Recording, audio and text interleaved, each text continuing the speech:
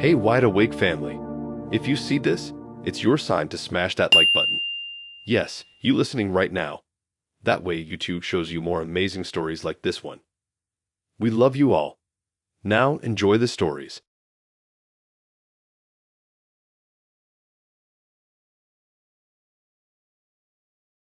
The whole thing started on a day that was so normal it almost felt fake, like one of those filler episodes of your own life.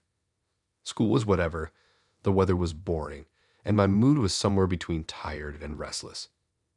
I dropped my bag by my door, flopped onto my bed still in jeans, and pulled my phone out like it was some kind of life support machine. My parents weren't home yet, my little brother was at his friend's place, and it was just me and the faint hum of the vent in the corner. I opened whatever apps my muscle memory wanted. Messages, Insta, back to home. Then, for no real reason at all, I opened Snapchat. I didn't have anything to post. I wasn't in the mood to talk. I just tapped through stories until my thumb hurt. Nothing interesting, nothing weird. I don't even know why I thought to check the map. I barely ever look at it unless someone says they're out somewhere and I'm nosy. But this time it felt like my thumb moved on its own. Swipe down, map loaded, little cartoon avatars scattered over town. And then I saw mine. My Bitmoji wasn't at home. It wasn't anywhere I recognized. It was frozen in a spot way outside the city, at the edge of some pale green patch that looked like woods or fields. The little name tag hovered over it like it was proud of itself for being lost. I squinted and zoomed in, dragging the map around. I didn't recognize the road name. I didn't recognize anything around it, which was weird because I was literally in my room at home. I checked my location settings. Ghost mode was off because I'd turned it off the other day to stalk where my friends were at lunch. My phone said I was at my house. Map said I was at my house, but Snapchat was convinced I was standing in the middle of nowhere across town. I stared at the map for a while, waiting for it to correct itself. It didn't. My Bitmoji just stood there, frozen, like it had been dropped onto that random spot and left. No walking, no car animation, no little status icon. Just standing in silence in a place I'd never even been near. I told myself it was a glitch. My phone had been laggy all day. Maybe the app pulled some old data, even though I knew I'd never gone there. Maybe it was mixing my location with someone else's. I locked my phone, tossed it onto the bed, and tried to ignore it. Time passed. I don't know how long. I scrolled, watched random videos, zoned out so hard I lost track of reality a little. The house stayed quiet. The sky outside dimmed slowly, turning our room from orange to gray. Eventually, that weird itch in my brain came back, the kind that says, hey, remember that thing that didn't make sense? Let's obsess over it now. So I picked up my phone again and reopened Snapchat, straight to the map. My Bitmoji was still there, in the exact same spot. Same road, same patch of green, same frozen pose. And it had been hours. I checked the time. I hadn't moved more than from my bed to the bathroom since I got home. I hadn't been outside. My house was solidly in another part of town, nowhere near where the map insisted I'd been hanging out all afternoon. A tiny feeling of wrongness started crawling up my spine. Not full panic, just that low, deep discomfort that something's not lining up with reality. I zoomed in on the spot more. The more I zoomed, the more it frustrated me. The area had barely any detail. A thin road. A big green stretch marked as nothing. No store names. No landmarks. Just empty. My phone buzzed. One of my friends sent a message in our group chat asking where I was. I said home, obviously. She replied with a screenshot of the snap map. My Bitmoji. Still sitting in that random patch of nowhere. Why do you want in the woods, she wrote. I stared at the screenshot and something in me flipped. It wasn't just my app messing up. It was everyone's. I stopped replying. My thumb hovered over my own avatar. You can tap it to see your info, your last update, the little status thing. I tapped. The panel slid up. Last updated 4 hours ago. That made no sense. I'd opened the app more than once since then. I'd used my phone nonstop. I'd been very much not in a forest or wherever that pin was stabbing into. And then I noticed something else. Beneath my Bitmoji on the info card, there was a tiny icon I'd never seen before. A little location marker symbol, but the bottom of it was tilted slightly like it was angled instead of straight up and down. The longer I looked at it, the sicker my stomach felt. I closed the info panel and stared back at the map. My Bitmoji still stood in the same spot, but the location pin under it had shifted. Not enough for someone casual to notice, but enough that since I'd been staring at it so long, I could see it wasn't perfectly vertical anymore. It was leaning, like it was starting to rotate. I blinked hard, told myself it was nothing, some map rendering issue. I watched, eyes burning, not daring to look away. The pin moved again. A fraction of a rotation, smooth, slow, like someone was gripping it from underneath the screen and twisting it gently. It kept turning, not randomly, with purpose. Its pointed tip adjusted degree by degree until, instead of aiming at whatever place it was marking, it was aimed upward, toward the top of my phone, toward where my face was, toward me. I didn't realize I'd started breathing faster until I heard it. Small, quick breaths, way too loud in my quiet room. The pin completed its weird little turn and stayed there, pointed straight at the top of the screen, at me. Still frozen at that unknown location, but now clearly reacting. Like it knew I was looking. I locked my phone immediately and dropped it on the bed, heart thudding. Okay. It was late. I was tired. My eyes were messed up. I tried to talk myself back into normal. I went to the mirror, splashed water on my face, told my reflection to chill. My room felt smaller suddenly, my walls way too close. After a few minutes, I picked my phone back up with my stomach clenched tight, thumb hovering nervously over the unlock button like the screen might bite me. I opened Snapchat again. Straight to the map. My Bitmoji was gone. For a split second, I relaxed. Then I saw it. My avatar had moved. Not back to my house. Not to school. Not anywhere I recognized. It was closer now. Still outside town, but less distance this time between that green nothing patch and my actual address. It was as if it had walked along the road bit by bit while I wasn't looking. The pin under it was still pointing up. At me. I watched, frozen, as the avatar twitched. Not the smooth walking animation I was used to. Not the car. Just a tiny jump forward, like it had been dragged by some invisible cursor. Then again. Closer. Closer to the little blue circle marking my real phone location. I felt my throat go dry. I zoomed all the way out to see the whole area. The distance between where my Bitmoji was and my actual house was small now, smaller than it should have been given how short a time had passed. I zoomed in again. Another jump. My Bitmoji was now at the start of my street. The tiny letters of my street name appeared underneath. The pin didn't move this time. I did. I got off the bed, phone clutched in my hand, and walked to my window. I pushed the blinds up with one finger and peered out at the road. Sunset had slid into full dark. The streetlights were on. Everything looked quiet. No cars pulling up. No one walking. Just empty sidewalk and the glow of porch lights down the street. I looked back at my phone. My Bitmoji now stood on top of my roof. My heartbeat slammed so hard it actually hurt. My brain short-circuited between wanting to scream and wanting to pretend this wasn't happening. The location pin under my avatar slowly rotated again. Not toward my face this time. Toward the exact side of the house where my window was. I didn't even think. I dropped the blinds, backed away from the glass until my shoulders hit the opposite wall, gripping my phone in both hands. The map updated. My Bitmoji wasn't on the roof anymore. It was at the edge of the house icon. Right where my room would be. The pin on the map disappeared. For a moment, there was just my avatar standing there. No marker, no arrow, no symbol.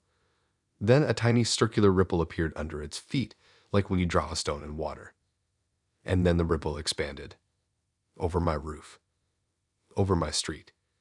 Over the blue circle showing my phone's location. My phone buzzed. New notification from Snapchat. Location updated. I didn't want to see what that meant, but I looked anyway. When I zoomed in, my Bitmoji was no longer outside. It was sitting right on top of the little circle that represented my phone. As if we were in the exact same spot. Like it had found me. I slammed the app shut, heart racing, and turned off my phone completely.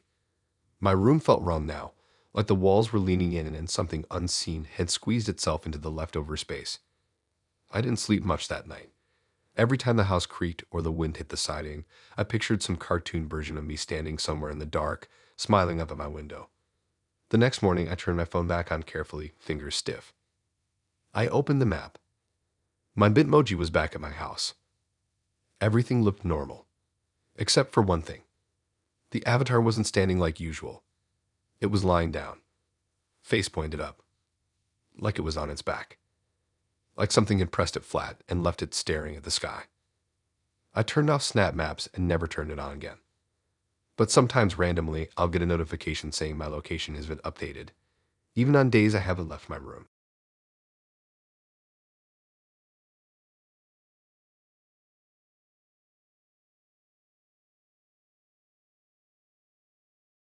It still freaks me out how normal everything felt at the start. Nothing creepy, nothing weird, nothing hinting that the night was about to get messed up in a way I still can't explain. I was just in my room like always, sitting in that slumped position people get when they've been on their phones too long. Hoodie half zipped, hair all over the place, legs dangling off the edge of my bed. The window was cracked open just enough to let in that cool late night air that makes your room feel calmer than it should. The only sound was the fan on my dresser spinning unevenly, tapping every few rotations like it was trying to get my attention.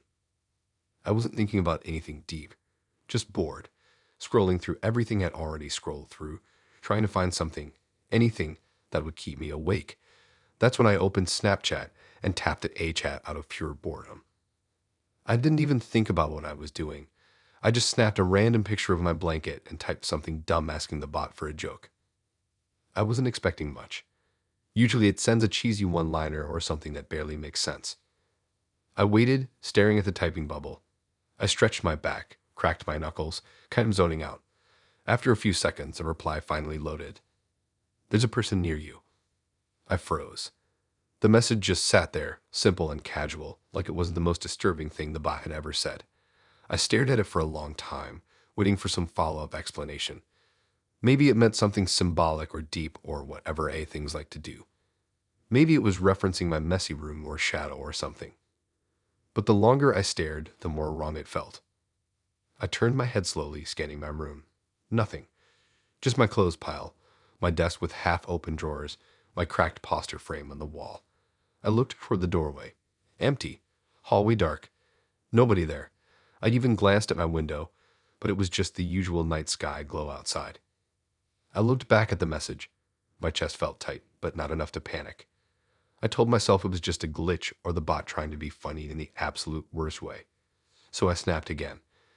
This time I sent a picture of my face with a deadpan expression, basically telling the bot to relax. The typing bubble popped up right away like it had been waiting for me. No delay this time. It answered instantly. They aren't in the same place anymore. This time my heart reacted before my brain did. It punched upward uncomfortably, hard enough that I sat up straight. My breathing got shallow without me meaning to do it. Something about that message felt too aware, too observant, like it wasn't guessing, like it wasn't joking. I didn't move at first. I didn't want to. I held perfectly still, eyes widening slowly as the idea hit me that the bot wasn't describing something behind my phone.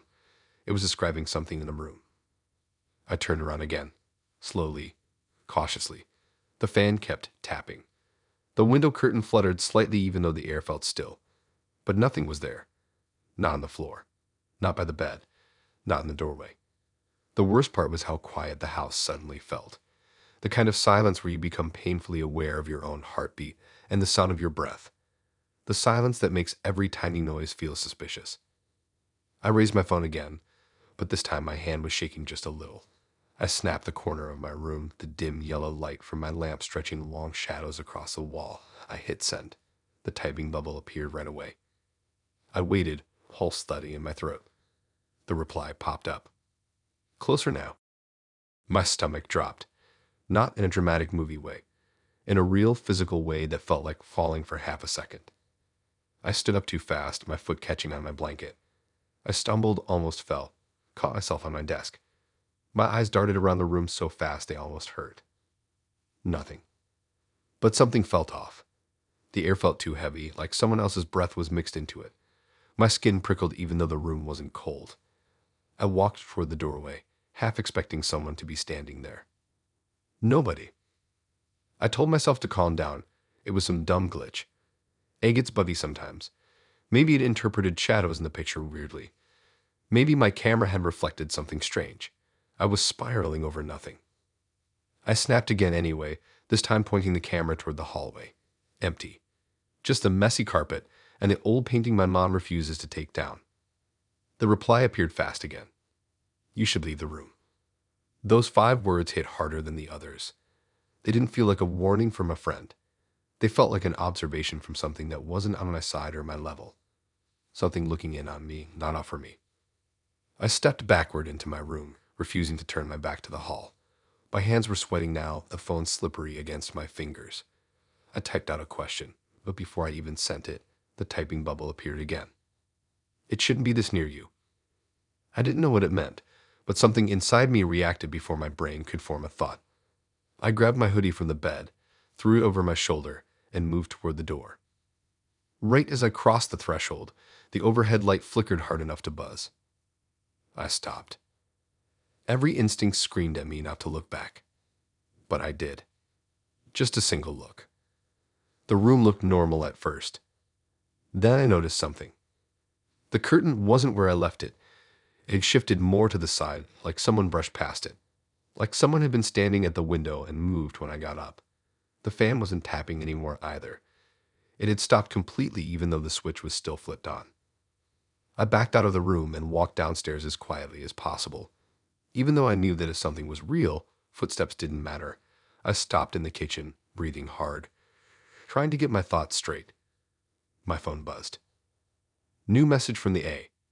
Just 5 words again. It's still in there with you. I felt heat drain from my face. I didn't go back upstairs. Not for the rest of the night. I stayed on the couch with the TV on low volume, blanket pulled tight around me, eyes flicking to the doorway every few minutes. Eventually, I checked the A chat again. The messages were still there. Nothing added. Nothing deleted. Like it had said everything it needed to and didn't care to continue. When I finally forced myself to go back to my room in the morning, the window was open wider than I ever leave it. Too wide. Way too wide. Like someone had placed their hand on the frame and slid it open slowly while watching me sleep on the couch downstairs. I still use Snapchat sometimes, but I never open the A again. The chat stays there at the top, like a reminder, like a warning. And once in a while, usually at night, I'll be sitting in my room minding my own business, and the fan will suddenly stop tapping again. Just for a second. Long enough to make me check the window. Long enough to make me wonder where that thing went after it wasn't near me anymore.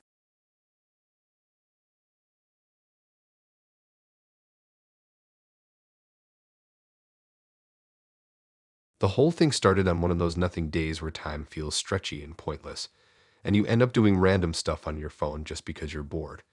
I was lying on my stomach across my bed, lights kicking in the air, hoodie bunched around my elbows, just messing with my camera like an idiot. My room was warm for the late afternoon sun, and the light hit everything in that orangey way that makes your room feel smaller. I didn't have plans. I wasn't stressed. I wasn't thinking about anything except how dry my lips felt and how scrolling always made my thumb hurt. I opened Snapchat mostly out of habit. My hair looked wild, so I flipped it around trying to make it look decent. I snapped a quick picture of myself with some random filter that made my skin look smooth. I wasn't even planning to post it. I just tapped through out of boredom and accidentally hit the button to send it to my story. The second it posted, I regretted it. I don't know why. Nothing was wrong with the picture. I just looked tired. Maybe the lighting was weird. Maybe I didn't like the angle. Maybe something in my brain just said nope. Either way, I didn't even wait 10 seconds before I deleted it. I removed it with that quick swipe in confirmation, same way I've deleted 100 bad selfies before. Gone. Or at least it should have been. I tossed my phone beside me and rolled onto my back, staring at the ceiling. Everything felt still. The house was quiet. My mom had gone out. My brother wasn't home yet. It was just me in my bed, and the faint smell of laundry detergent from the hoodie I stole from the dryer. Then my phone buzzed. I didn't rush to check it. Probably a streak. Probably some random app begging me to come back. I grabbed my phone, unlocked it, and froze. Snapchat notification. Your story posted. I blinked, confused. I thought maybe I accidentally posted something else. Maybe a draft I forgot about. I opened the app quickly, expecting to see some old picture from last week. Instead, my deleted photo was back. Same picture, same lighting, same angle. Except the caption was different. Not the filter label, not something I typed. A new caption. Don't run from this. The words sat there in simple lowercase, like someone had typed them while sitting right next to me. My stomach dropped in a slow, heavy way that made everything inside me tighten up. I didn't write that. I hadn't typed anything. There was no way the app could have generated that. I stared at it for 5 full seconds without breathing. My first thought was that someone hacked me. But who would break into an account just to repost a bad selfie and give it a creepy caption? And why me of all people? It didn't make sense. I deleted it again. Instantly.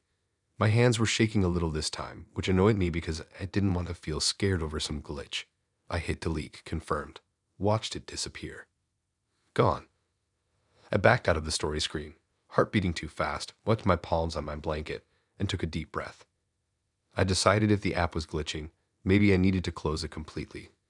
So I swiped up, shut it down, and tossed my phone across my bed again. I sat there in silence, listening to the house. Listening too hard. The hum of the vent, a car outside, a soft tapping of a branch hitting my window. Normal sounds. Nothing strange. I rolled onto my side, gripping the edge of my pillow, trying to pretend nothing was wrong. My phone buzzed again. I didn't look. Another buzz. And another. My chest tightened as I reached for it slowly, like moving too fast might trigger something. 3 new notifications from Snapchat. My throat felt dry as I unlocked the screen. Your story posted. Your story posted. Your story posted. I didn't even want to open the app. Something about it felt wrong now, like opening it would be the exact thing whatever was happening wanted from me. But I tapped anyway because ignoring it wasn't an option. My story was back again. Same exact picture. But now the caption had changed again. This time it said, "Stop trying to erase me." My breath caught. I looked around my room like an idiot, checking the corners, the open closet under the bed. Everything normal. Everything still. I sat on the edge of my bed and tried to steady my breathing. I deleted the story again. It vanished. I went to my privacy settings, tightened everything, logged out of every connected device, even changed my password. I sat there praying that would fix whatever glitch nightmare was happening. I reopened the app. Story empty. I exhaled. Then the screen flickered, and the story icon lit up again. This time I didn't tap it right away. I stared at the glowing ring around the profile circle like it was breathing. The fear in my chest wasn't even fear anymore. It was this deep, heavy knowing that something had crossed a line. I tapped the story. Same picture of me. Except this time, something new was in the background. In the doorway behind me, a shadow. Not a full figure, not detailed. Just a tall smudge darker than the rest of my room, like someone stood there when the picture was taken, even though I knew for a fact nobody had been in the hall. The caption had changed again. You see me now. My entire body went cold. I grabbed my phone with both hands and deleted it again, practically jabbing the screen. I stood up so fast my foot got tangled in the blanket. I rushed to my door and yanked it open. The hallway outside was empty. I stepped into it anyway, scanning each direction. The lights flickered once, which made my heart slam so hard I stumbled back a step. I checked the bathroom. Empty. I checked my brother's room. Empty. I checked the stairs. Empty. The house was normal. Way too normal. I went back to my room and sat on my bed, clutching my phone so tight my knuckles hurt. I didn't want to open Snapchat again, but I needed to know if something else was happening. My hand shook as I tapped the icon. The app opened to the camera automatically. My reflection stared back at me. The room behind me looked the same as always. But when I checked the story tab, the glowing ring was back. Again. I tapped it. A new caption. I'm not going anywhere. The picture was no longer the selfie I took. It was my room. Taken from a lower angle. From the floor. Near the foot of my bed. Exactly where I was sitting. I didn't take that. I didn't post that. Someone, or something, was in the room with me. I stood up so fast the phone slipped from my grip and hit the floor. My heart was pounding in my ears, loud and uneven. I didn't pick it up. I ran straight downstairs out the front door, didn't stop moving until I was standing on the sidewalk gulping air. I stayed outside until my mom came home. I pretended everything was fine. But I didn't go back to my room until after dinner, and even then, I checked every inch of it before stepping inside. I finally grabbed my phone off the floor. Snapchat was open. The story had posted again. But this time the caption wasn't a message. It was a question. Why do you keep running from someone who's already here? I deleted the story again and again and again. It reuploaded twice more before finally stopping. I don't know why it stopped. I deleted Snapchat, restarted my phone. Everything seemed normal again. But sometimes late at night, I'll see the story tab on my lock screen light up. No preview. No text. Just a glowing ring that fades before I can tap it.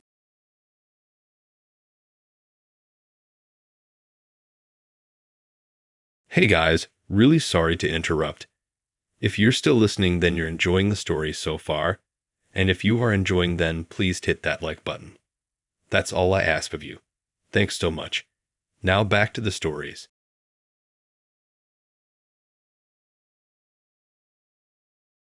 The way it started was almost laughably normal, which is the part that still messes with my head. It wasn't late. It wasn't stormy. Nothing creepy was happening. I was just sitting on my bed sideways with my blanket wrapped around my feet because I kick it off without noticing and then instantly regret it. My room smelled like leftover chips and whatever detergent my mom buys. I had music playing from my speaker, low enough that I could still hear myself think. Not that I was thinking about anything deep, mostly just scrolling and wasting time. My window was cracked open because my room heats up like a toaster for no reason. The breeze outside was barely there, just enough to move the edge of my curtain a little. The sky was that boring kind of gray right before sunset, where you can't tell if it's about to rain or if nature is just being dramatic for nothing.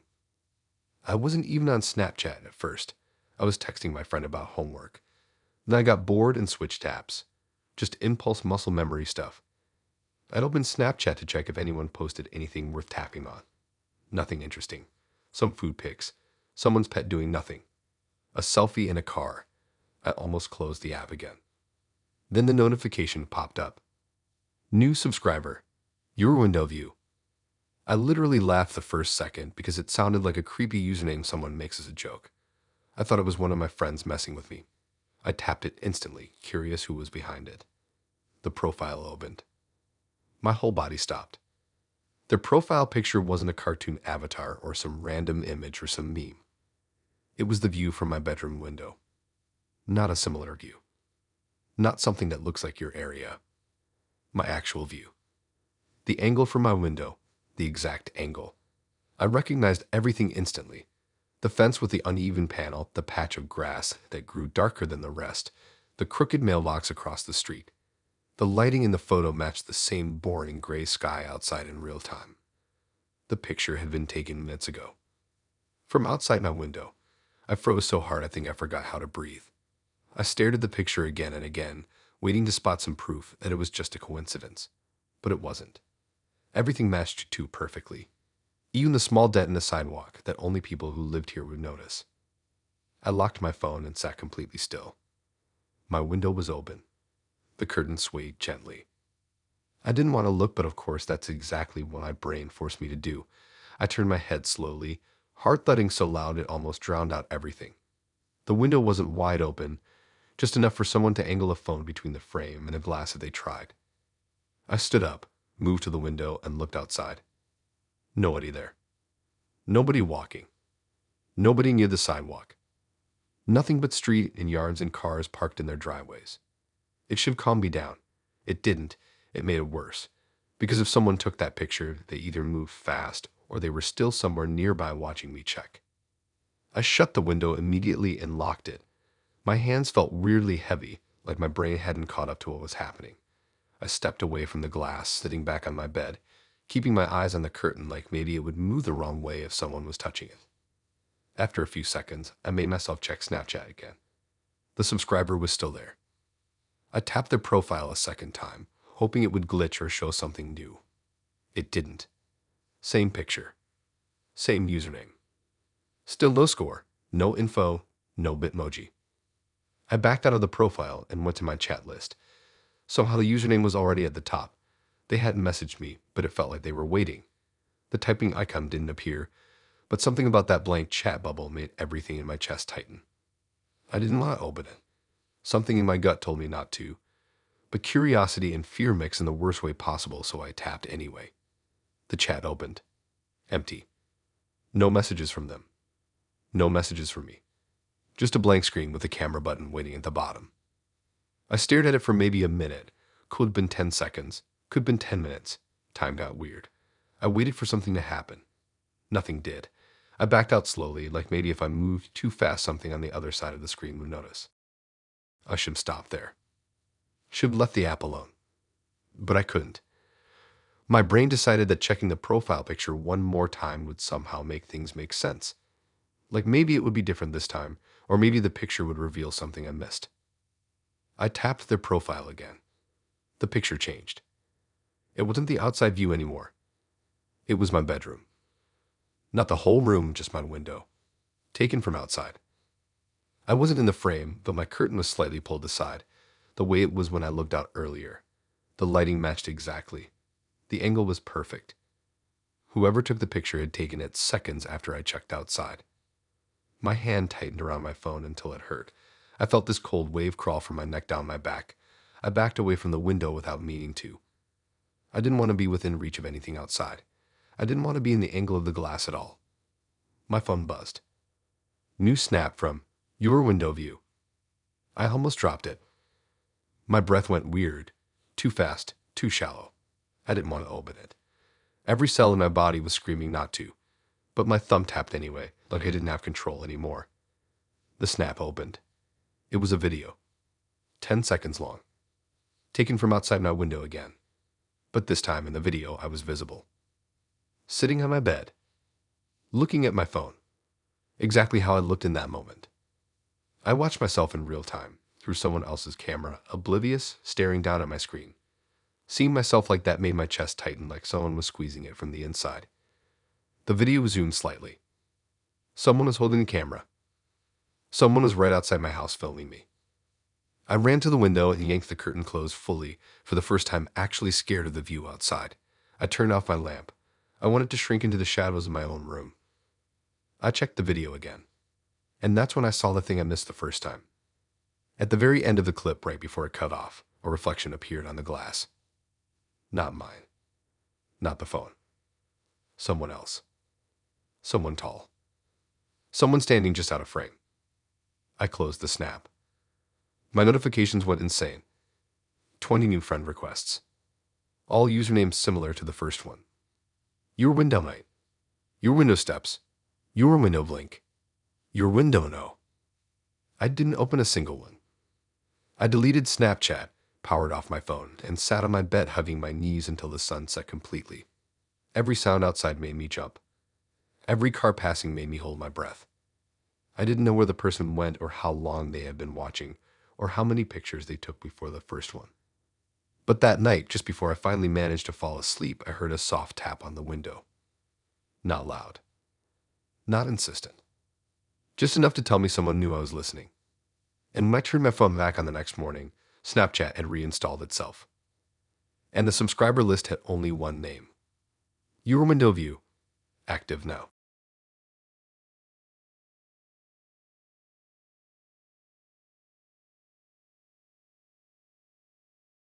There are some days where nothing feels real in that weird floaty way, like you're just drifting through your own routine without your brain fully plugged in. That's exactly what kind of day it was. Not scary, not stressful. Just this slow blur of homework, snacks, mindless scrolling, and my phone practically glued to my hand. I was curled up on my bed sideways, blanket twisted around my legs, hoodie half off one shoulder because my room always gets too warm then too cold for no reason. The whole upstairs was quiet except for the faint hum from the vent. I wasn't doing anything special. I was just texting my friend about something dumb we saw earlier that day. The house felt normal. My room felt normal. Everything was normal. I wasn't thinking about horror or ghosts or any of that stuff. I wasn't tense. I wasn't distracted. If anything, I was too relaxed, tapping away messages without even fully paying attention to how fast I was typing. That's why the moment hit so weird. I was mid-sentence, typing fast, when my phone suddenly glitched. The screen flickered to black for half a second. I thought it was about to die, even though I knew it was charged. Before I could check anything, the Snapchat camera opened by itself. No loading screen, no swiping, just an instant jump straight into the camera. Front-facing, pointed at me. I frowned, leaning back slightly. Sometimes apps glitch open, but this wasn't normal. It felt like someone else had tapped it for me, like an invisible finger had swiped across my phone. I stared at my own face in the dim lamp light, hair messy, one eyebrow raised. I almost laughed because I looked ridiculously tired. Then the camera flipped. Not with my touch. Not with any button. It switched to the rear camera like something behind me needed to be seen more than I did. My heart gave this uncomfortable jump, the kind that feels like someone pressed against your chest from the inside. I froze, eyes glued to the screen. The rear camera showed my room behind me, my desk, my door, my messy pile of clothes. Nothing strange. Then it flipped back to the front camera. That's when it happened. For 1 second, barely even a full second, the camera preview showed a hand resting on my shoulder. Not my hand. Not anything that matched the angle of my arm or the blanket behind me. A hand that looked drained of color, almost translucent, like all the life had been washed out of it. Long fingers curled slightly, sitting on my shoulder like it belonged there, like someone was standing right behind me. My entire body locked. I didn't breathe. My mind didn't even form words. The hand didn't move, didn't shake, didn't do anything. It just sat there. Then the screen flickered again, and the hand was gone. The camera showed only me, wide-eyed and staring straight at the screen like I had aged 5 years in the last second. The exact same shoulder the hand was touching sat bare, untouched, nothing wrong with it. I whipped my head around so fast my neck cracked. Nobody behind me. My bed was against the wall. There wasn't even space for someone to stand there. The blanket was still bunched. My hoodie sleeve rested where it had been. Nothing out of place. Absolutely nothing. I stared at the wall behind me for too long, waiting for my brain to catch up. I kept telling myself my eyes had messed up. It was a camera glitch. Some AR filter glitching in.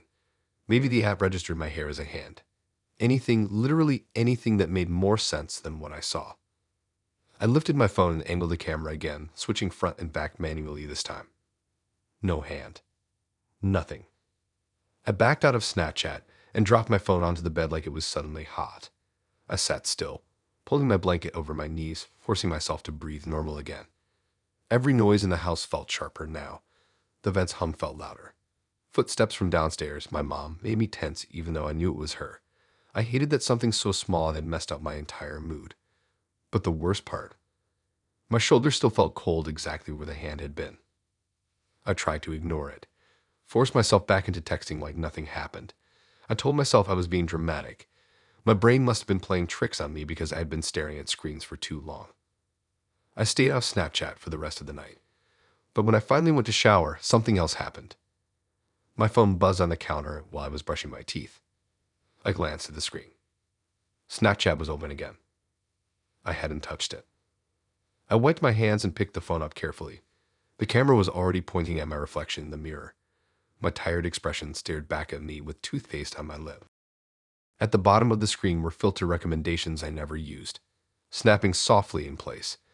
The little icons bounced patiently like they were waiting for me to interact. One of them was new. A hand icon. White outline. Long fingers. I swiped left to get it off my screen. It stayed.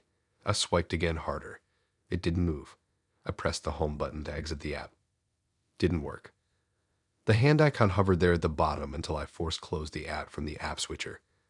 I stayed still, staring at my reflection in the mirror, trying to remind myself I was alone, that things like this don't happen, that apps act stupid sometimes. I left my phone in the bathroom and showered with the curtain half open because the idea of not being able to see the room made me feel actual panic. That night, I plugged my phone in on the opposite side of the room, far from my bed. I turned off the lamp, tried to fall asleep.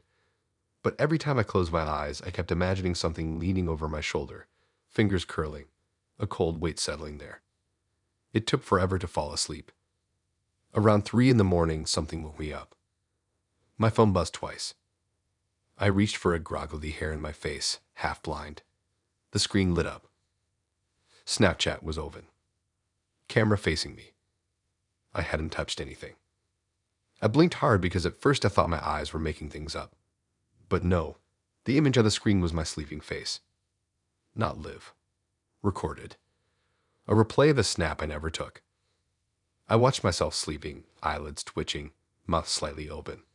The angle of the camera wasn't from my bedside table.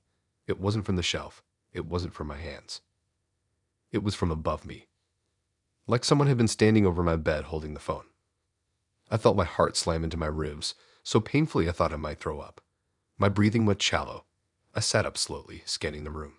Nothing. Absolutely nothing. I replayed the snap again. At the end of the video, right before it cut, the same drained-looking hand appeared at the top of the frame, reaching down, toward my sleepy shoulder. I didn't sleep the rest of the night. I stayed sitting up, hugging my knees, staring at my bedroom door and waiting for something to move. The next morning, when the sun finally came in through the blinds, I opened Snapchat one last time to delete it. But the app had a notification waiting for me. Memory saved. I checked it with my stomach knotted so tight I could barely breathe. It was a still image. Of me.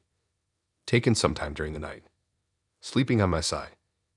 And behind me, half visible in the shadow near my shoulder, was a shape. Tall. Bent. Hand resting exactly where the camera had shown before. I deleted the app. But sometimes when I'm texting now, my camera flickers for a split second like it wants to open again. And every now and then my shoulder gets cold with no reason.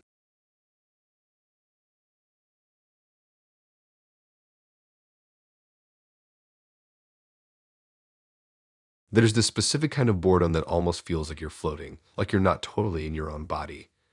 That was me that afternoon. I'd been alone in the house for hours, just drifting between apps, half lying on the couch, half sliding off of it. The sun was doing that slow crawl through the blinds, leaving stripes across the carpet, and the whole downstairs felt too still. Even the fridge sounded tired. I wasn't in a bad mood, just stuck in that weird space where time feels slow and your brain feels soft. I had music playing low from my speaker, nothing dramatic, just background noise so the silence wouldn't swallow me whole. My phone was practically glued to my hand. I'd opened Snapchat out of habit more than interest, tapping through stories without paying attention. Everything looked the same. People at malls, people eating food, people using filters for no reason. I was barely conscious of any of it. Then a new Snap notification popped up from a name I didn't recognize. I figured it was a bot, or maybe someone who added me from quick ad. I didn't think too hard about it. I tapped it without expecting anything interesting. The Snap loaded, and my entire body tensed. It was my living room. My actual living room. Not some random one that looked like mine. Not some coincidence. The exact angle from behind the couch, facing the tube stand, the hallway door, the coffee table with the scratch from when I dropped my skateboard last year. Everything unmistakable. Except it was trashed. Stuff scattered everywhere. Couch cushions overturned. TV tilted off-center. Drawers open like someone rifled through them. The rug twisted so badly it almost looked ripped. The room in the picture looked violently disturbed. But I was sitting in the living room when I opened it, and nothing around me was out of place. The Snap had a timestamp of just 2 minutes earlier. My fingers tightened around my phone. I looked up from the screen to the actual room around me. Everything was still perfectly normal. Everything neatly where I left it. Cushions stacked, TV straight, rug centered. Nothing was trash. I looked back at the Snap, then back at the room. My pulse thumped at the base of my throat. I checked the sender again. The username was a mess of letters, like someone rolled their face across the keyboard. No bitmoji. No score. Like the account had been made seconds earlier. I told myself that had to be fake. A screenshot of some other house. Edited. Staged. Anything but real. I stood up and walked slowly across the room, checking everything again. Nothing was wrong. Nothing looked like the picture. But the angle in that Snap, the person who took it would have been standing exactly where I was standing now. I stared at the spot and felt something cold settle into my spine. I checked the Snap again, zoomed in, zoomed out, looked for editing artifacts. There was none. The lighting even matched the exact way the sun was hitting my walls at that moment. I walked into the kitchen because my brain needed distance, but the whole downstairs felt different now, like the air was heavier or thicker, like something unseen had just brushed against the house and left the atmosphere bent. I held my phone to my chest, pacing, replaying the moment over and over. Who had access to my house? How would they get in? Why would they send me a picture of a room destroyed and then leave everything untouched? After a few minutes of pacing, I forced myself back into the living room because ignoring things never works. I scanned the place again, checking behind the couch, under the table, even the closet doorway. Everything clean, everything ordinary. 5 minutes passed. That's when something crashed behind me. So loud and sudden that my whole body jerked forward. It wasn't a small noise either. It sounded like glass shattering mixed with furniture slamming against something. The kind of noise that makes your stomach drop before you even understand what direction it came from. I spun around. Nothing looked wrong. But something had definitely fallen or been thrown. The sound came from deeper in the house. Maybe the hallway. Maybe the guest room. Maybe the bathroom. I couldn't tell because the echo bounced harshly off the walls. I felt my heartbeat jump into my throat as I took one small step toward the noise. My legs felt stiff, like they didn't trust me to control them. The whole house went silent again, a dead silence, not even the fridge humming anymore. I took another step. The air felt colder. It felt like the hallway absorbed it. I poked my head into the hall, leaned just far enough that I could see the line of doors. Nothing out of place. I held my breath, listening for any movement. I stepped into the hall fully. The tile felt colder than normal under my socks. I walked slowly toward the guest room, the place the sound probably came from. I reached the guest room door. Closed. I touched the doorknob. Cold, way colder than the metal should have been. I pushed it open slowly, bracing myself. The room was spotless. Nothing on the floor. Nothing knocked over. The bed was still made. The chair still tucked under the desk. I backed up, confused and uneasy. I checked the bathroom, the storage closet, my own room upstairs. Everything looked untouched, quiet, wrong in a way I couldn't name. I went back downstairs, now breathing too fast to pretend I was calm. The living room still looked normal. Too normal, like someone cleaned aggressively before I returned.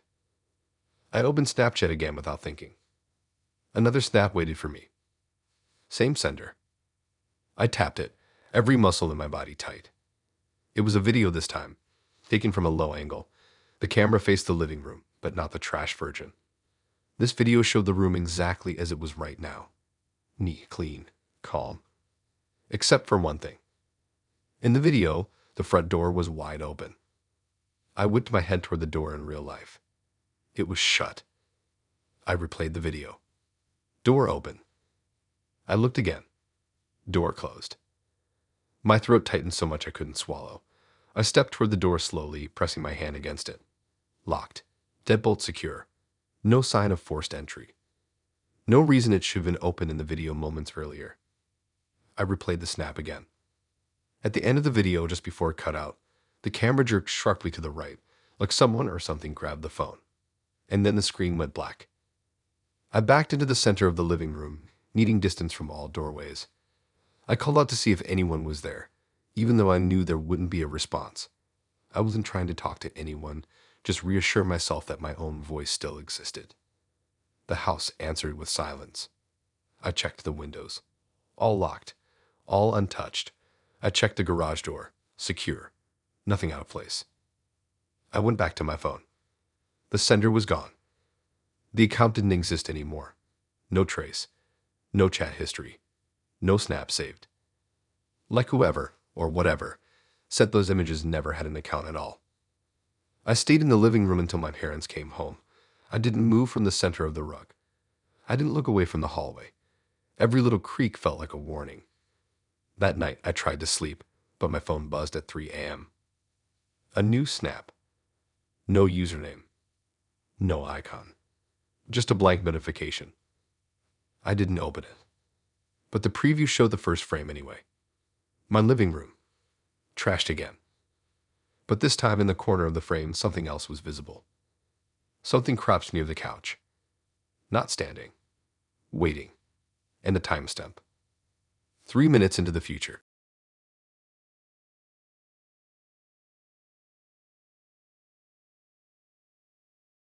The funniest part is that nothing weird was happening at all right before everything went sideways. It wasn't late, it wasn't stormy, there wasn't some weird vibe hanging in the air. It was just a regular lazy afternoon where my brain was mush and my phone felt like the easiest way to distract myself from literally anything productive. I was sitting on the floor in my room, back against my bed, hair up in the messiest bun ever, hoodie sleeves pulled over my hands because my room's always colder than the rest of the house for no reason. Just a normal, boring day. I remember scrolling through random maps, switching between them every 30 seconds because I couldn't focus on anything. My phone kept buzzing on and off from group chats, but I wasn't really replying.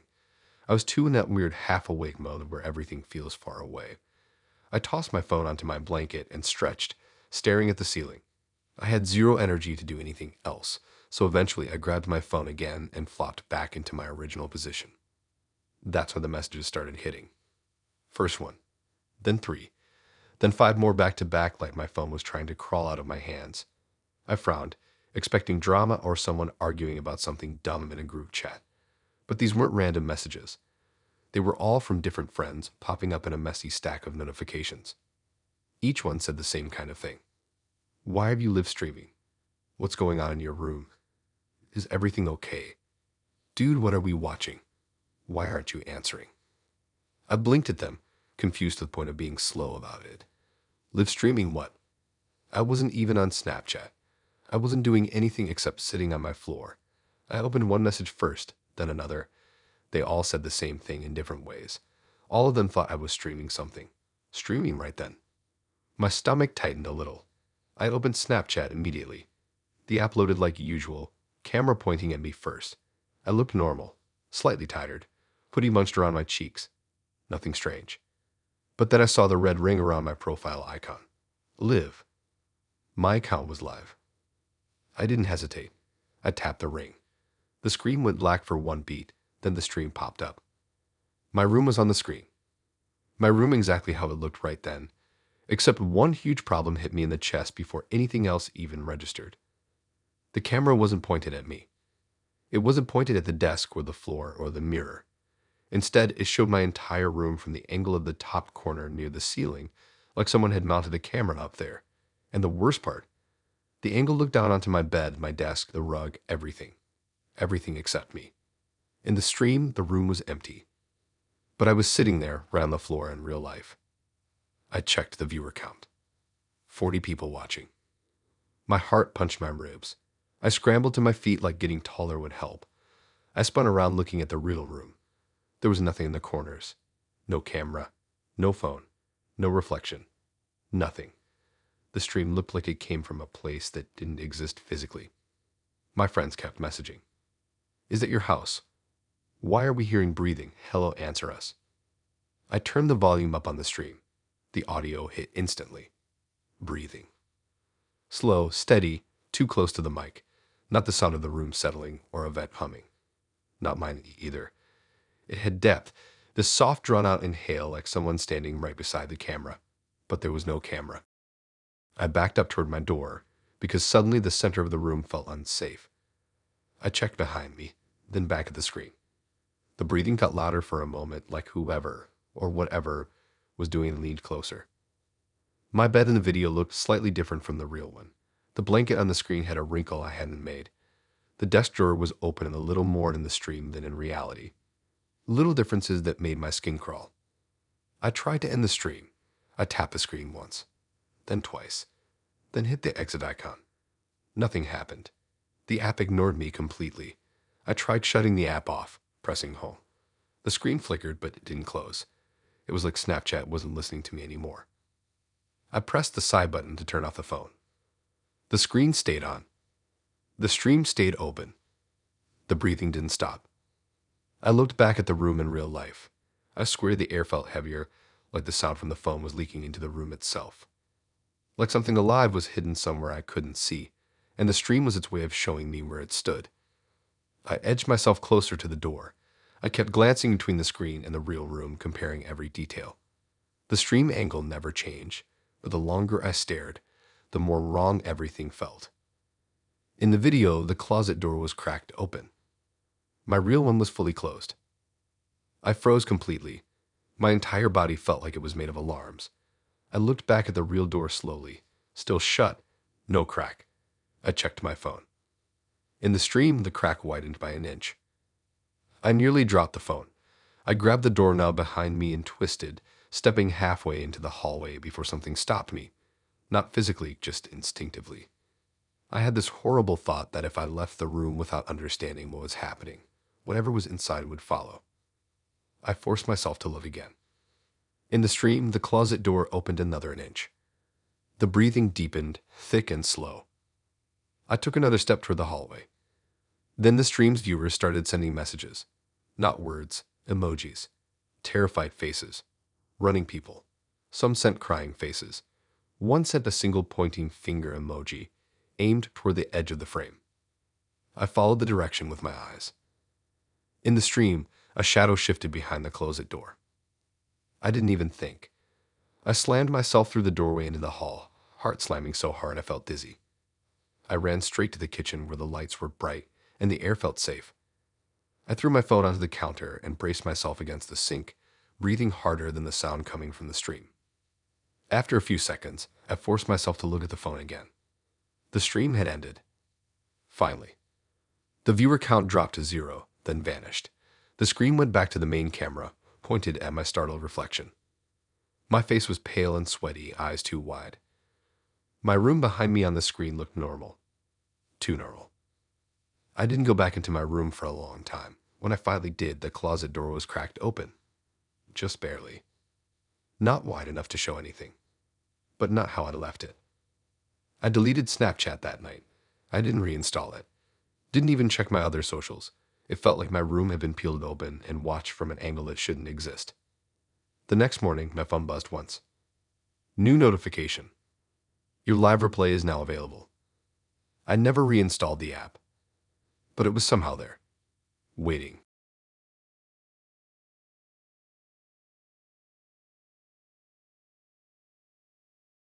The whole thing kicked off in one of those weirdly calm afternoons where everything feels too still, like the world hit pause without telling anyone.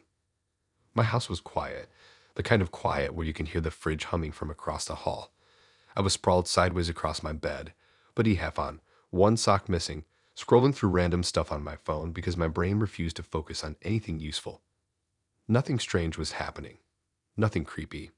Nothing even slightly off. It was just another lazy day in my room with the blinds half open and the sun turning everything a faded yellow. I opened Snapchat mostly out of habit, tapping through stories without actually looking at them. The same stuff as always. Food pics, blurry selfies, people at places I didn't care about. I barely engaged. I was half zoning out with my head pressed against my pillow when a notification slid across the top of my screen from a random user I didn't remember adding. The message was short, weird, and felt oddly forceful in the way it appeared. It told me to change my password. No greeting, no explanation, just that instruction. I blinked at it, confused at first, then kind of amused. I thought it was either a prank or some glitchy spam account trying to sound scary. I even chuckled under my breath, thinking that if someone was going to try to freak me out, they could at least be creative about it. I tapped the chat, intending to delete it. The account had no avatar, no name I recognized. The snap score was 0. Everything about it screamed fake, so I shrugged it off and backed out of the chat. My finger hovered over the delete option for a second, but I left it alone because I didn't feel like dealing with it. Instead, I swiped over to the camera to mess with filters for a minute. That's when the app froze. It wasn't a normal freeze. Not the slow stutter most apps get. It felt like a whole screen was being held in place by something, like the app didn't want me doing anything else until it decided what would happen next. I tapped the screen a few times even though I knew that never helps. Then the app crashed completely and dropped me back to my home screen. I sighed and reopened Snapchat, thinking my phone was just being old or overworked. The yellow screen popped up for half a second, then the login window appeared. I stared at it. My account had been logged out. Not by me. My chest tightened a bit, but I told myself it was fine. It had to be some random bug. I typed in my username and password. The screen loaded for a moment before it told me the password was wrong. That made me sit up. I typed it again carefully, slowly making sure every character was right. Same result. Wrong password. My fingers started to feel stiff. I tried the forgot password option, hoping I could just reset things and move on. But instead of sending me a code, the app gave some vague error like it couldn't process my request. Then my phone buzzed again. Another notification from the same blank account. I didn't open it at first. I just stared at the preview, this tiny bar of text that felt way heavier than it should have. It didn't yell. It didn't threaten. It didn't say much at all. It just said something short that made the room feel colder. It said that I was too late. My mind tried to make sense of it. What was I late for? Why would someone care about my random account? Why me? The questions raced too fast for answers. I hit the notification, ready to block the account altogether. But the chat didn't open. Instead, Snapchat crashed again. This time, instead of being logged out, the app reopened by itself. The camera came up instantly, pointed directly at my face like someone else had forced it on. I wasn't smiling. I looked tired and tense and confused in the reflection on my screen. My phone buzzed once more, but not with a message. The little icon in the corner blinked, showing that snaps were being sent. My account was sending snaps. Dozens of them. Rapid bursts, like someone was spamming every contact I had. Except I wasn't touching anything. The send counter ticked up. 20, 40, 60. I watched helplessly as my phone acted like it was in someone else's hands. I tried closing the app, but the button wouldn't respond. The screen felt locked in place. The sending continued until it reached a number that made my stomach knot. 100 simps in under a minute. I didn't know what they were of. I didn't know who they were sent to. I pressed the power button on my phone, but even that lagged, like the device itself was resisting shutting off.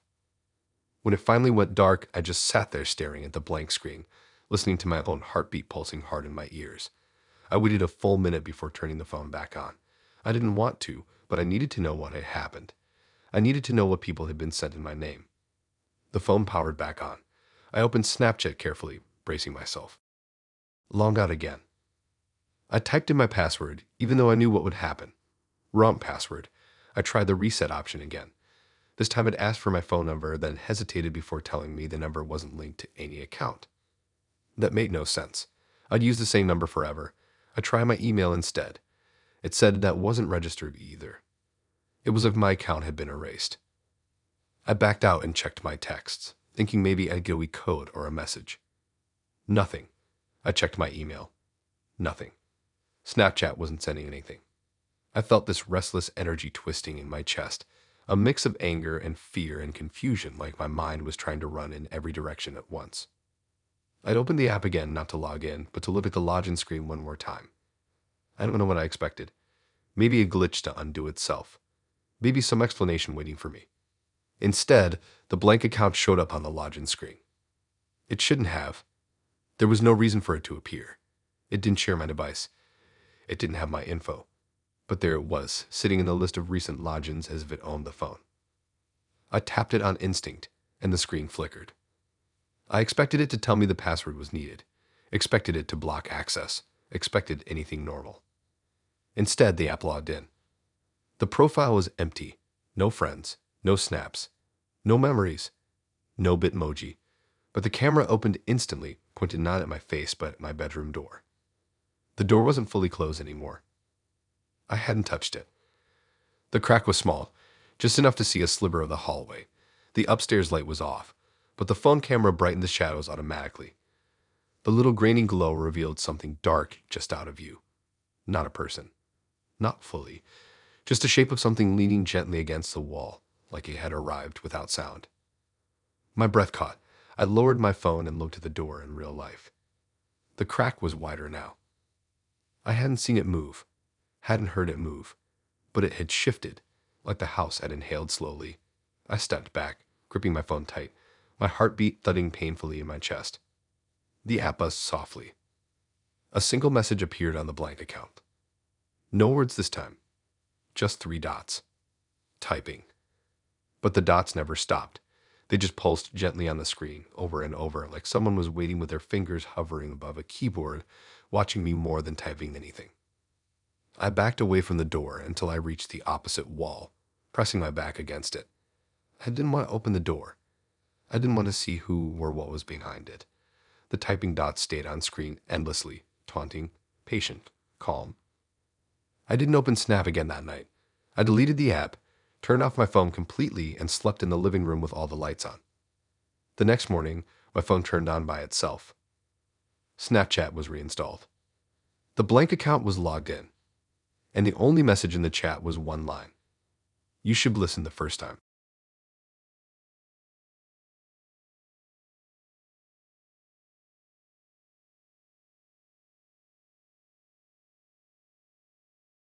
The weirdest part is that the whole thing started because I was bored out of my mind and trying to keep myself awake. I wasn't doing anything interesting. It wasn't late enough to be scary, just that dull hour where the sun's already down but the house feels too silent, like everything's on pause. I was sitting at my desk, feet up on the drawer handles, hoodie sleeves covering my hands because the room was colder than usual. My phone battery was low, but I didn't care. I just wanted something to distract me so I wouldn't spiral into overthinking about random stuff that didn't matter. So I opened Snapchat, not because I wanted to talk to anyone, but because messing with filters and stickers is the easiest way to waste time without actually doing anything. I flipped through a bunch of stickers that made no sense: tiny dancing food, sparkles, animated wings. I wasn't paying attention to the names of any of them, just tapping and seeing how weird they looked on my wall or my face. Then I clicked on one I didn't remember ever seeing before. A floating red balloon sticker. Just a plain balloon. Round, shiny, almost too bright compared to the rest of the screen. It hovered on the left side of the frame, bobbing slightly like it was tied to nothing. I frowned because it wasn't the usual style. It wasn't cartoonish. It wasn't neon. It looked realistic, like someone took a picture of an actual balloon and turned it into an era sticker. But I didn't think much of it. I moved my phone around the room, watching the balloon bounce like it was reacting to my ambo changes. I tried placing it above my bed, then near my closet, then above my head. The balloon stuck to whatever spot I directed it to, like the AR tracking was strong. I remember laughing a little because it looked like something from a movie. The shine on it was weird though. It didn't match the lighting in my room. The reflection on its surface looked like a hallway light I didn't have. I chalked it up to bad coding. I took a quick snap, didn't save it, didn't send it to anyone, and backed out of the camera. I closed the app entirely, tossed my phone on the desk, and leaned back in my chair with a sigh. My eyes were tired. I rubbed them and stretched, thinking maybe I needed to grab a drink or something from the kitchen. That's when I heard the soft sound, like something brushing the wall in the hallway. My house makes noises all the time, so at first I ignored it. But then it came again, this tiny, hollow sort of bounce. Not loud, not sharp, almost playful, like something light had bumped gently against the doorframe outside my room. I turned in my chair and stared at the doorway. My room was lit by my lamp, but the hallway outside was dim. No movement. No shadows. No reason for any sound. I shrugged it off, convinced myself it was just my brother dropping something or the house adjusting. I turned back to my phone, planning on plugging it in. Then from the hallway, something floated into view. A red balloon. I froze. Every muscle in my body locked up because it didn't make sense. We didn't have balloons in the house. Nobody had birthdays coming up. Nobody had brought anything home from anywhere. And even if we did, balloons don't drift smoothly like that. They jerk. They bob. They sway because of drafts. This one moved with intention, like something was pulling it forward invisibly. It floated just past the doorway, paused like it was waiting for me to notice it fully, and then drifted another inch into my room. I stood up so fast my chair hit the wall. I didn't take my eyes off it. My brain kept repeating that this was impossible, that it had to be a prank, that someone had to be behind it. I backed toward the far wall of my room without meaning to, my heart hitting against my ribs. The balloon hovered higher. I whispered my brother's name at the doorway instinctively, but then remembered the rule I set for myself. No dialogue. So I'm just telling you now, I knew he wasn't behind it. He was at practice. My parents weren't home either. I was completely alone in the house. The balloon drifted closer. My phone buzzed on my desk, startling me so hard I flinched. I grabbed it, hands shaking, and opened Snapchat without even thinking. The app glitched for a second before loading the camera. The AR sticker menu was open. The red balloon sticker was highlighted. But underneath it, the description that had been blank before now had text. Bring it through. I squealed, my whole body went cold. I didn't even know stickers could update their descriptions like that. I pointed the camera at the real balloon, heart pounding so loud I could hear blood in my ears. The balloon on my screen didn't match the real one perfectly. The AR version had a small shadow beneath it. The real one didn't. In the app, the balloon seemed to twitch, like something behind it was shaking it slightly. I lowered my phone, half expecting the real balloon to twitch too. It didn't. It just hovered, smooth and silent. I walked around it slowly, trying to see if I could find a string attached to it. Nothing. It was genuinely floating. Still. Perfect height. Perfect position. Like gravity was optional. Something in me broke a little. Not panic. Not full fear. Just a deep wrongness settling in my stomach. I backed up again, gripping my phone hard. The balloon drifted toward my bed, paused, then drifted toward my closet door. It bumped against the wood lightly, the exact same sound I'd heard earlier. My closet door creaked open an inch on its own. I don't remember moving, but suddenly I was standing next to the doorway of my room ready to bolt, but I couldn't leave. Not when that thing was in my room. Not when I didn't know what else was involved. My phone buzzed again. Another notification. Snapchat. Special effect unlocked. I didn't tap it. I didn't want to, but my phone opened it by itself. The camera faced me, but the AR sticker menu was gone. Instead, a white box popped up with a preview of a new effect. The icon was a red outline of a balloon. The filter preview didn't show my face. It showed my room from a different angle. An angle near the floor. Slowly moving. Almost crawling. I shut the app so fast my finger hurt. I looked at the balloon again. It had stopped drifting. It was now directly in front of my closet. The door opened just wide enough that I could see darkness inside. The balloon dipped slightly, as if something behind it had grabbed the string that wasn't there. Then it started to go inside, like it was being pulled. That broke something in me. I sprinted forward, grabbed the balloon, and popped it with my nail before I had time to think it through. The snap was sharp and loud. The rubber fell to the floor. I grabbed the lamp and pointed it into the closet as if light would fix anything. Nothing inside. Nothing moved. Nothing breathed. I stood there panting, adrenaline crushing me, waiting for something else to happen. It didn't. Not then. Later that night, when I tried to sleep, I heard a soft bump from the hallway, the same gentle tap of something hitting the wall. I grabbed my phone instantly. Snapchat was already open. The red balloon sticker was gone from the menu. In its place was a new sticker. A half-open closet door, with something behind it. I closed the app and deleted it. But when I woke up the next morning, a real piece of balloon rubber was sitting on my pillow. I hadn't touched the popped balloon. I hadn't taken it out of my room. And yet it was there. Like something had placed it next to me carefully while I was asleep.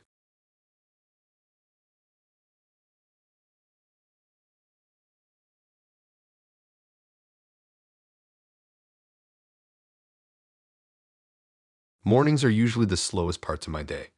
I always wake up feeling like my brain stayed asleep 10 minutes longer than my body. Normally I just lie there staring at the ceiling until I convince myself to check my phone. That's how the morning started. Nothing special. Nothing creepy. The same half-awake haze where my blanket felt too warm and my room felt too bright. I reached for my phone on autopilot, rubbing my face with my sleeve before tapping the screen. The first thing I noticed wasn't the time. It was my snap score. I didn't even open Snapchat fully yet.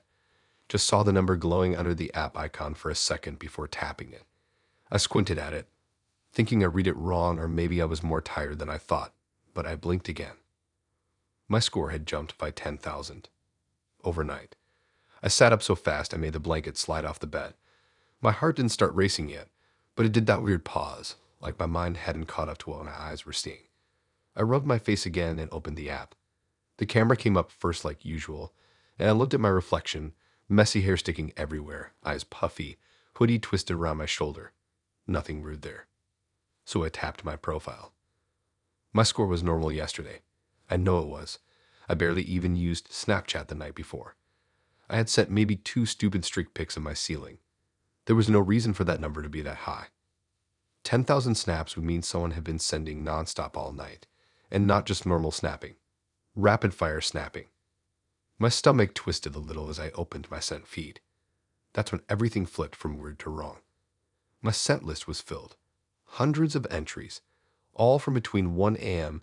and 4 a.m., time after time after time, like a machine had been hitting send every few seconds. But what made my breath catch wasn't the amount. It was the content. Every single snap was a picture. Of me. Of my face. Of my sleeping face. I scrolled slowly, my thumb shaking without me wanting it to. The pictures were taken from different angles, near my door, near my desk, right beside my bed, one even from the corner of the ceiling like someone had been standing on my chair. I almost dropped my phone. The images weren't blurry or accidental. They were deliberate. Someone had gotten close to my face without me waking up. One picture had my cheek half smushed against my pillow, my mouth slightly open, my arm draped over the blanket. Another had my hair pushed out of the way, like someone brushed it aside before taking the shot. I checked the timestamps, one every 30 or 40 seconds, sometimes closer. I wasn't breathing normally anymore. I kept looking at my bedroom door to make sure it was shut. Then I checked the lock on my window even though it wasn't open. Nothing seemed disturbed. My room looked exactly how it always did when I woke up. But someone had clearly been inside. No, I didn't want to even think that. Unless something else had been in my room that didn't need doors or locks. I forced myself to keep scrolling. Like if I stopped, my brain would start spiraling. The scent feed went on, each picture worse than the last. The angles got closer. One snap was so close it caught the reflection of my own eyelashes. Another caught part of someone else's sleeve in the frame, dark fabric, almost black but with a weird texture, like it didn't belong to any normal clothing I'd seen. One snap showed my blanket pulled slightly lower than I remembered leaving it. Another had my head tilted in a direction I never sleep in, like it had been gently moved. My breathing sped up.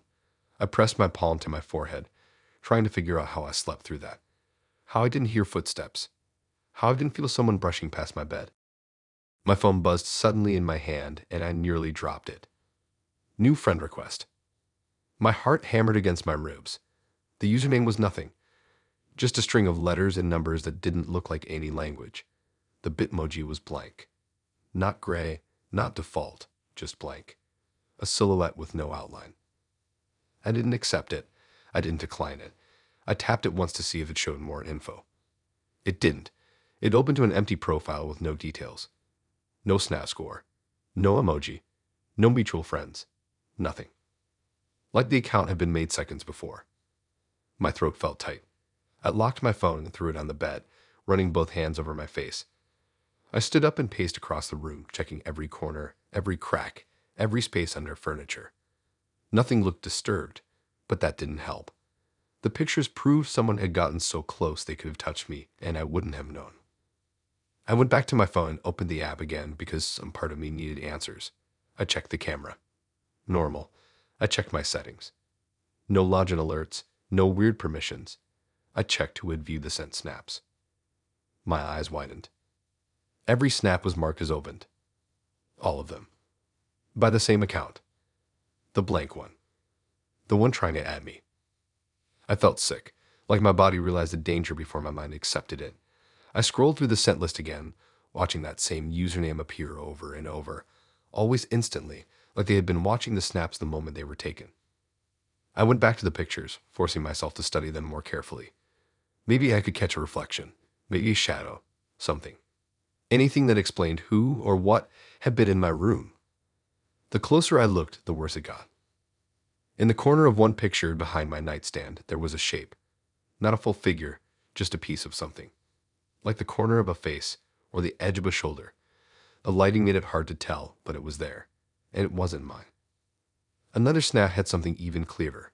In a sparkle of light on a glass of water by my bed, I saw a distorted reflection. Long fingers. Too long. Bent in a way that didn't look natural. Like someone holding the phone had hands that weren't shaped like mine. I felt a cold sweat run down my spine. I wasn't imagining it. Something had been in my room. And it had used my phone like it belonged to it. I backed out of the feed again, but something new appeared at the top. A draft. I hadn't left any drafts. I tapped it. My heart nearly stopped. The draft was a video, just 2 seconds long, filmed from right above my face. My eyes were barely open, like I'd been half conscious. In the corner of the frame, something moved, dark, tall, leaning in. The video ended before I could fully process it. My phone buzzed one more time. New message from the blank username. I didn't want to open it. Everything in my body screamed at me not to, but I tapped it anyway, because fear and curiosity mixed in the worst possible way. The message was a picture. A live one. It showed my ceiling and part of my hair, taken right now, as if something was above me. I dropped the phone and ran out of my room without even grabbing a hoodie or shoes. I didn't stop until I reached the kitchen. I didn't breathe normally for minutes. I didn't go back into my room until my parents got home, and even then, I checked every inch of it. My Snap score didn't go up again after that night. But the blank account never disappeared. It still sits in my friend requests. Never withdrawing. Never adding. Just waiting.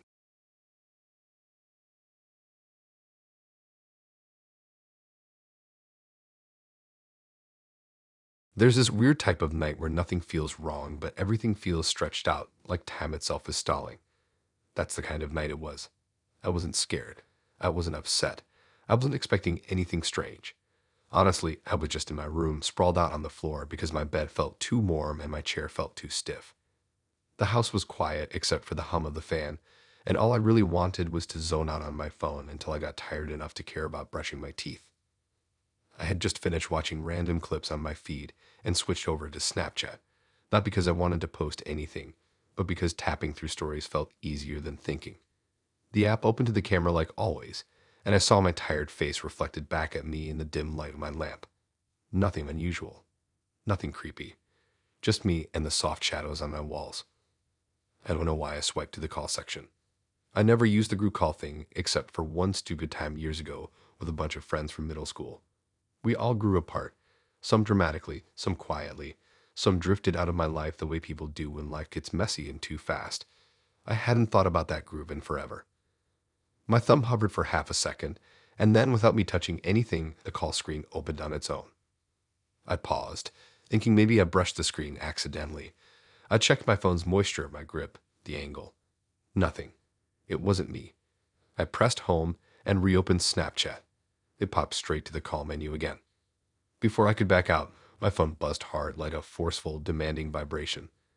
The kind that doesn't feel like a normal notification. The group call button turned green, and suddenly the app started dialing. I didn't touch a thing. My stomach dropped in this slow, delayed wave. The call rang once, twice. 5 names appeared on the screen. Names I hadn't seen in years. Names of people I didn't even talk to anymore. Names that should have stayed buried in old memories and middle school drama. I stared at the screen as each name lit up. And then a final name appeared. A name I hadn't allowed myself to think about for a long time. Someone who wasn't alive anymore. My throat tightened. My finger hovered over the end button. I felt this cold pressure behind my eyes, like everything in the room had shifted just an inch out of place. I should have ended the call. Any normal person would have. But before I could tap anything, one of the icons glowed. Someone joined. Then another. Then another. My pulse hammered so loud I could hear it in my ears. The little circles didn't show faces, just silhouettes because nobody had their camera on. But their status indicators showed they had connected. Real connection. Real devices. People who shouldn't have been available, especially not the last one. I almost dropped my phone when the final circle lit up. The circle tied to the person who passed. There was no picture, no status, but the ring around the icon pulsed like a heartbeat. Impossible. Wrong. But the app showed it clearly as if it were the most normal thing in the world. The call didn't make any normal sounds. Normally, in a group chat, you hear someone's background noise or breathing or shuffling or something. The room was too quiet, too still, like the call had carved out its own separate silence that didn't match the house anymore. I whispered a soft curse under my breath, but I didn't hang up. I don't know why. Curiosity mixed with something cold held me still. For a moment, there was nothing. The silhouettes all sat there in perfect stillness like they were waiting. Then the audio clicked sharply, and a voice came through. The voice wasn't loud. It wasn't a whisper. It wasn't someone trying to scare me. It sounded more like a tired statement, like someone calling me back to a conversation from years ago. But it didn't come from any one icon. It came from all of them at once. Layered, overlapping, glitchy but still clear enough to understand. They said we needed to talk. Not in a friendly way, not in an urgent way. More like a decision had already been made without me. More like I was late to something I didn't know I was invited to. My breath caught in my chest. I stared at the screen, at the pulsing icons, the dead one among the living ones. I backed up until my shoulders hit the wall, because something about the room felt wrong now, like the walls were too close and the floor was too soft. The voice spoke again, same overlapping tone, same uneasy echo. The words weren't instructions, just a statement, like they already expected me to know why the call had started. My hands went numb around the phone. I couldn't move. I couldn't look away. Then suddenly every icon on the screen lit up with full bars, motionless, like the app showed it was detecting speech from every person, even though the call had fallen silent again. I forced myself to hang up, sliding the button so fast I nearly flung the phone. The screen went dark. The living room felt too warm, too heavy. I tried to convince myself it was a glitch, a cached call, a corrupted contact list, anything. Anything except the obvious, except the name I had seen glowing among the others, someone who couldn't possibly have answered anything. I turned my phone off. I tossed it across the bed and sat there massaging my temples like I could knead the fear out of my skull. But the silence in the room felt wrong now, too hollow, like something was waiting for me to notice the next thing. It didn't wait long. The phone turned itself back on. No boot sound, no loading screen, straight to Snapchat. The group call window reopened automatically, this time with every icon already connected. My breath hitched. My whole chest locked up as if something heavy settled on it. My first instinct was to run, but I couldn't move. I don't know if it was fear or something else holding me still. The audio clicked again. Something exhaled through the speakers. Not a person. Not anything I'd ever heard in a call. Slow, drawn out, like it had pushed itself through layers of static to reach me. The sound made the air in my room feel colder. I backed toward the doorway, the phone still in my hand, even though I didn't want it there. My fingers felt stiff, like the device itself had weight. One by one, the icons turned white. White meant the cameras were turning on. But the camera feed was black. Not dark, black. The kind of black that absorbs light, not reflects it. The kind of black that feels like it's deeper than the screen. My heart slammed so hard I felt it in my teeth. The dead person's icon turned white last. The screen flickered. The black feed shifted. A shape moved. Not a face. Not a silhouette. Something else. Like the camera was inside a narrow space, pointed toward a wall too close.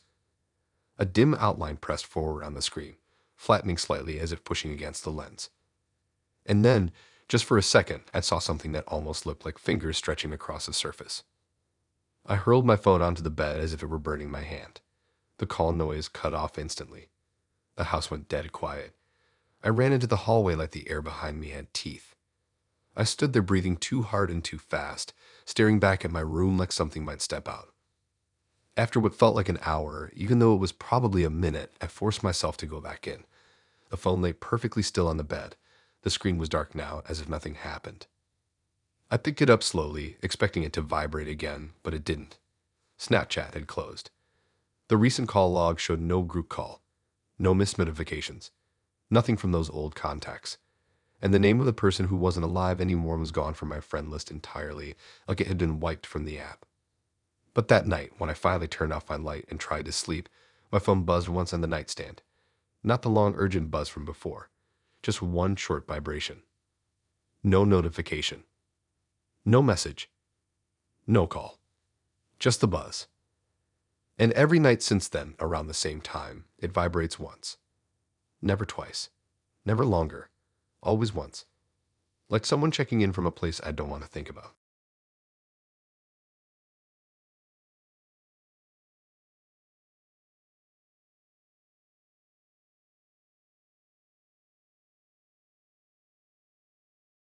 The whole thing kicked off in this stupidly normal moment, the kind where you're bored enough to start messing with filters, even though you know you're not posting anything. It was late, but not late enough to feel creepy on its own. The kind of hour where your body feels tired, but your brain is loud, so you just sit there on the edge of your bed scrolling through random stuff because it's easier than going to sleep. I had my hoodie half on, half off, one earbud dangling, the rest of my room in that dim orange glow from the lamp that always made everything look like a cheap photo. I wasn't trying to take a selfie. I wasn't even trying to snap anyone. I just opened the app, switched to the front camera, and tap on a filter that makes your face look cartoonishly smooth. I leaned back a little, making sure my hair wasn't doing something stupid, and watched the little dot show up across my face while the filter did its thing. I wasn't smiling. I wasn't even trying. It was just something to pass the time. When the filter was done adjusting, I noticed the app was doing something else too. It was doing that thing where it tries to recognize other faces in the room. Normally, it only ever marks actual people. Sometimes it mistakes patterns in blankets or posters, but then it corrects itself. This time, it didn't correct anything. The filter paused on me, then moved across the screen like it was searching the room for another person. It drifted over my closet, my desk, the pile of clothes on the floor. Everything was normal. I didn't think anything of it until the tiny face detection square snapped into place in the empty corner of my room. Not near anything. Not near a picture frame. Not near an object even remotely face-shaped. The square sat there hovering over nothing, pulsing like it had locked onto something the app believed was a face. I blinked, waiting for it to disappear. Filters glitch sometimes. I told myself it was just bad lighting or a shadow. But instead of vanishing, the square adjusted itself, tightening its frame, centering perfectly on whatever it thought it was seeing. And then, as if that wasn't bad enough, the cartoon smile the filter added to faces appeared right there in the square. In an empty corner. I didn't move for a second. I didn't even breathe right. I just stared at the screen, hoping my eyes were messing with me. I looked up at the actual corner of my room. It was empty. Blank wall, shadowed floor, nothing else. I looked back at the screen. The smiling face was still there. I laughed silently at first because I wanted so badly for it to be something dumb. Maybe the app picked up on a wrinkle in the wall paint or something in the shadow, but the smile wasn't random. It stayed perfectly aligned, like someone invisible was sitting there just waiting to be noticed. I switched to that camera. Sometimes that forces the filter to reset. The screen flipped, and for half a second, the room behind me looked normal. Then a hand entered the frame. Only for a fraction of a moment. A pale hand from the right side of the screen, like someone was reaching toward me. The fingers were long, longer than they should have been, and the motion was weirdly smooth, almost gliding instead of reaching. And then it was gone, so fast my brain wasn't even sure it saw it. I spun around in real life, heart slamming into my throat. Nothing behind me. No one in my room. Door still closed. Air still stale and warm. I stood up from the bed so quickly that my charger ripped out of the wall. I checked the window. Shut, locked, blinds down. Checked the closet. Empty except for clothes and shoes. Checked under the bed even though I knew nobody could fit under there. Everything normal. I tried to tell myself it was a flash of my own hand being misread by the camera, but my hand hadn't been anywhere near the lens, and what I saw wasn't shaped like my hand. The fingers were wrong. They bent slightly backward, not forward, in a way that would break a real hand. I sat back on the bed, gripping my phone tighter than I should have, and opened Snapchat again because some part of me needed proof. I needed to see if it would happen again or if the app would act normal this time. I pointed the camera toward the corner again. No filter, no face squares, nothing. I breathed out, relieved for maybe 3 seconds, until the square flicked back onto the screen. Same spot. Same perfect alignment. But this time it didn't smile. It just blinked. Blinked. I could see eyelids. Eyelids closing and opening, and there was nothing there in real life. My lamp was the only real light source, but suddenly the shadows in that corner felt darker than they had any right to be, like they were pulling inward, trying to match what the app thought was there. I turned the camera away. The square didn't disappear. It followed. Wherever I pointed the camera, it dragged itself across the screen like it was tethered to something behind me. Anything I pointed at, the square skimmed across it and settled right back into that corner. I turned the app off. Opened it again. Same thing. I walked to the other side of the room. The square moved with the camera until I pointed it away, then slid right back over the same empty corner. I switched to video mode. The filter wasn't on this time, but the facial tracking still flickered every few seconds. I started recording mostly because my brain panicked and wanted proof in case something actually happened. I panned the camera slowly around the room. My bed looked normal. My desk looked messy. My posters were slanted like always. And then the video caught the corner. That's when something changed. The walls on my screen looked slightly darker than they did in real life. Like the camera had picked up some kind of shadow that wasn't actually there. The corner pulsed softly, like something was breathing in the dark, except nothing in the room moved. I stopped recording and played the video back. At first it looked normal. Shaky, quiet, nothing special. Then the corner darkened on its own. The video brightness dropped lower without me adjusting anything. The shadow thickened until I couldn't see the base of the wall anymore. Then a shape appeared. The shape wasn't clear. Not a full figure, not something tall or short. It was more like the outline of a head tilting slightly toward the camera, like it had noticed me filming, like it was leaning in. I paused the video. My hand was shaking now, actual shaking, not just nerves. I didn't want to stand near the corner anymore. I moved to the doorway of my room, keeping my back against something solid. I read the video, zooming in on the shape, trying to convince myself it was just noise, just compression, just bad lighting. But the outline sharpened as I zoomed. The shape had shoulders, and the hint of hair, and the slightest upward curve on one side of the face. Not a full smile. Something worse. Like it was trying one on. I backed out of the video, closed the app completely, and put my phone on my dresser. I needed a minute where I wasn't looking through a screen. I turned on my overhead light, hoping brightness would fix things. The room lit up partially. The corner still looked empty, but it didn't feel empty. I picked up my phone again. Snapchat opened itself. I swear I didn't touch anything. The camera was already on, pointed at the corner. No filter, no tracking squares, just the room. Then the app glitched. For a split second, the camera feed brightened and the filter detection squares flashed across the screen again.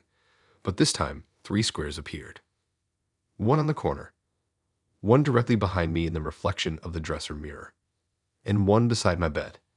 All 3 squares lit up at the same time. All 3 squares showed smiles. I spun around so fast I nearly tripped. Nothing there. The mirror only showed me. The bedside area was empty, but my phone still insisted something else was in the frame. I dropped it. I didn't care if the screen cracked. I ran out of my room and down to the living room where the lights were way brighter and the air felt normal again. I sat there on the couch for an hour before I dared go back upstairs. When I finally retrieved my phone, the app had shut itself. No saved videos. No screenshots. No proof. But the next day, when I walked past my room, my phone lit up with a notification. Snapchat wants to show you new lenses. I didn't open it. I still haven't.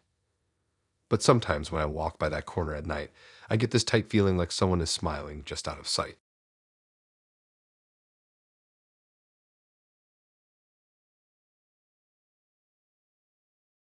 You ever open your phone just to distract yourself from literally everything around you, and instead of zoning out, you end up staring at something that knocks your brain sideways? That was me that night. The crazy part is it didn't start scary. It didn't even start weird.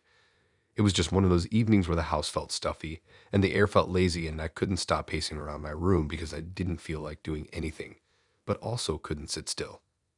I ended up on my bed, hair tied up badly, hoodie sleeves half rolled, flipping through apps just to kill time. For whatever reason, I opened Snapchat memories. I wasn't even looking for anything. I just liked scrolling back through old random snaps sometimes. You know, ones of my dog jumping into the laundry basket, or the dumb selfies I regretted taking but kept anyway.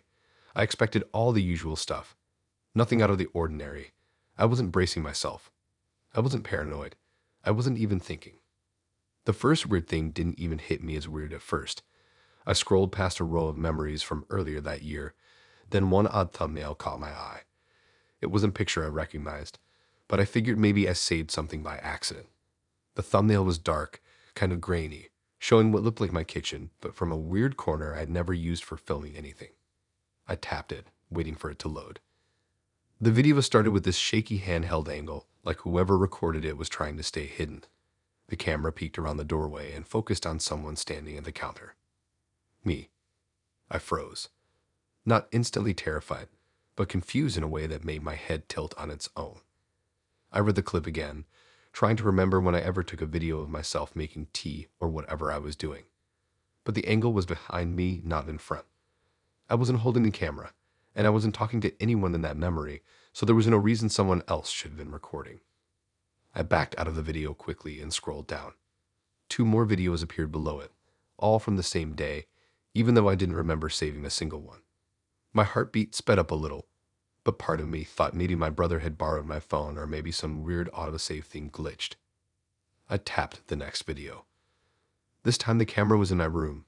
I was sitting on the floor by my dresser, wearing the hoodie I lost months ago, brushing my hair absent-mindedly while talking with my hands like I did when I was explaining something to someone. The problem was that I wasn't talking to anyone in real life that day, and I never sat in that spot to record anything. The video zoomed slightly, moving in a way that didn't feel like a person holding it. Too smooth, too slow, like someone adjusting a tripod that wasn't real, and I wasn't looking at the camera. My eyes were fixed on the space right in front of me, like someone was sitting there, just off frame. My stomach tightened. I didn't remember any of this. Not the day, not the outfit, not the conversation I looked like I was having. I checked the date on the clip. It said 2 months ago. 2 months ago, I had been on a school trip, not home sitting on my bedroom floor. I scrolled even faster now, panic crowding out all the little excuses I kept trying to make. There were more clips, lots more. One where I was standing outside our garage at night, staring into the darkness like something was out there. One where I was sitting in the backyard talking quietly, my lips moving in riddle words I couldn't hear because the audio was silent. One where I was walking through the hallway in the middle of the night holding my phone flashlight pointed at the floor, even though I had zero memory of leaving my room. I kept telling myself maybe these were drafts or old videos someone else took, or maybe I had forgotten them. But I don't forget whole nights. I don't forget whole conversations. I don't forget being recorded from angles that would require someone to hide inside my house with their phone pointed at me. I tapped one of the videos near the bottom of the list. This one was long. I braced myself, but nothing could prepare me for how wrong it felt. The video opened with me sitting on the edge of the couch. Not unusual by itself. What made everything inside me twist was the fact that I wasn't sitting like someone casually chilling. I was sitting perfectly still, spine straight, hands on my knees, eyes focused on someone sitting across from me. You never see a person on snap memory videos unless someone filmed them intentionally. But this didn't feel like I was being filmed. It felt like the camera had been part of the room. Like it knew how to adjust itself, inching forward like someone leaning in to eavesdrop. Across from me, the figure I was talking to wasn't visible. Not fully. They were just outside the edge of the frame. But at one point, it leaned slightly forward and I saw their face. Or what should have been their face. Instead, it was smudged in a strange way, like the camera refused to process it. Not blurred, not pixelated, just wrong. Like a solid shape someone had dragged their thumb across. The outline moved like a living person, but the area where facial features should have been had been erased in a way that didn't match any filter I'd ever used. In the video, I leaned forward too, like I was listening to whatever it was saying. My lips moved slowly, forming words I didn't remember speaking. I watched the entire clip in silence, my pulse thudding hard in my neck. When it finally ended, I realized I had been breathing way too fast. I set my phone down on the bed for a second because my hands didn't feel steady anymore. When I picked it back up, the video had been replaced by a black screen. I refreshed the app. The video was gone. I scrolled through memories again. The kitchen one was gone too. And the one in my room. And the one outside. One by one, every video I hadn't recognized was disappearing right in front of me. The thumbnails vanished, leaving empty gaps that closed in on themselves, like the app was pulling them away on purpose, like something didn't want me to keep looking. I tried scrolling up fast, hoping to grab another video before it vanished, but they were deleting faster than I could tap. Little by little, all the wrong memories evaporated until only my real ones remained. I sat completely still, staring at the screen. My room felt off. Like the air had cooled without the window being open, like something had shifted inside the walls. My phone buzzed. My heart nearly jumped out of my chest. I checked the notification. New memory saved. I didn't save anything. I didn't even record anything. My hands felt heavy as I tapped it open. It was a video. A new one. Taken seconds ago. The footage showed me sitting on my bed, staring at my phone exactly how I was doing right now. Except the angle was behind me this time. Much higher, like someone was filming from above my shoulder. I turned around fast. Nothing was behind me. No one in the corner. No shadow. No shape. I read the video again. In the last second of the clip, the camera moved slightly, almost like someone adjusting their grip. The picture tilted and caught the edge of my closet door. And the closet door wasn't fully closed, which meant someone had opened it. A slow chill crawled up my back even though I tried to swallow it down. I stared at the closet door in real life. It was open a little, not wide, just enough that a sliver of darkness peeked out like it was breathing. My phone buzzed again. Another memory saved. I swallowed hard, tapped it open with my thumb shaking this time. The new clip was black, but not the kind of black you get when you cover the camera. This was the camera was inside something. A narrow space, maybe a closet. I heard the slightest scrape in the audio, like something shifting. Then the camera leaned forward. The door cracked open inches more. I dropped the phone. I didn't pick it up again for hours. When I finally did, every new memory was gone. Only the original ones were left, like nothing had ever been there, like nothing had watched me, like nothing had recorded me without my knowledge. But the closet door never closed all the way again after that night. No matter how many times I shut it, I always wake up to it slightly open, like something inside wants to keep watching the room. And every once in a while, Snapchat memories save something on its own. Something I didn't film. Something I don't remember doing. Something where I'm talking softly toward a corner of the room where nothing should be.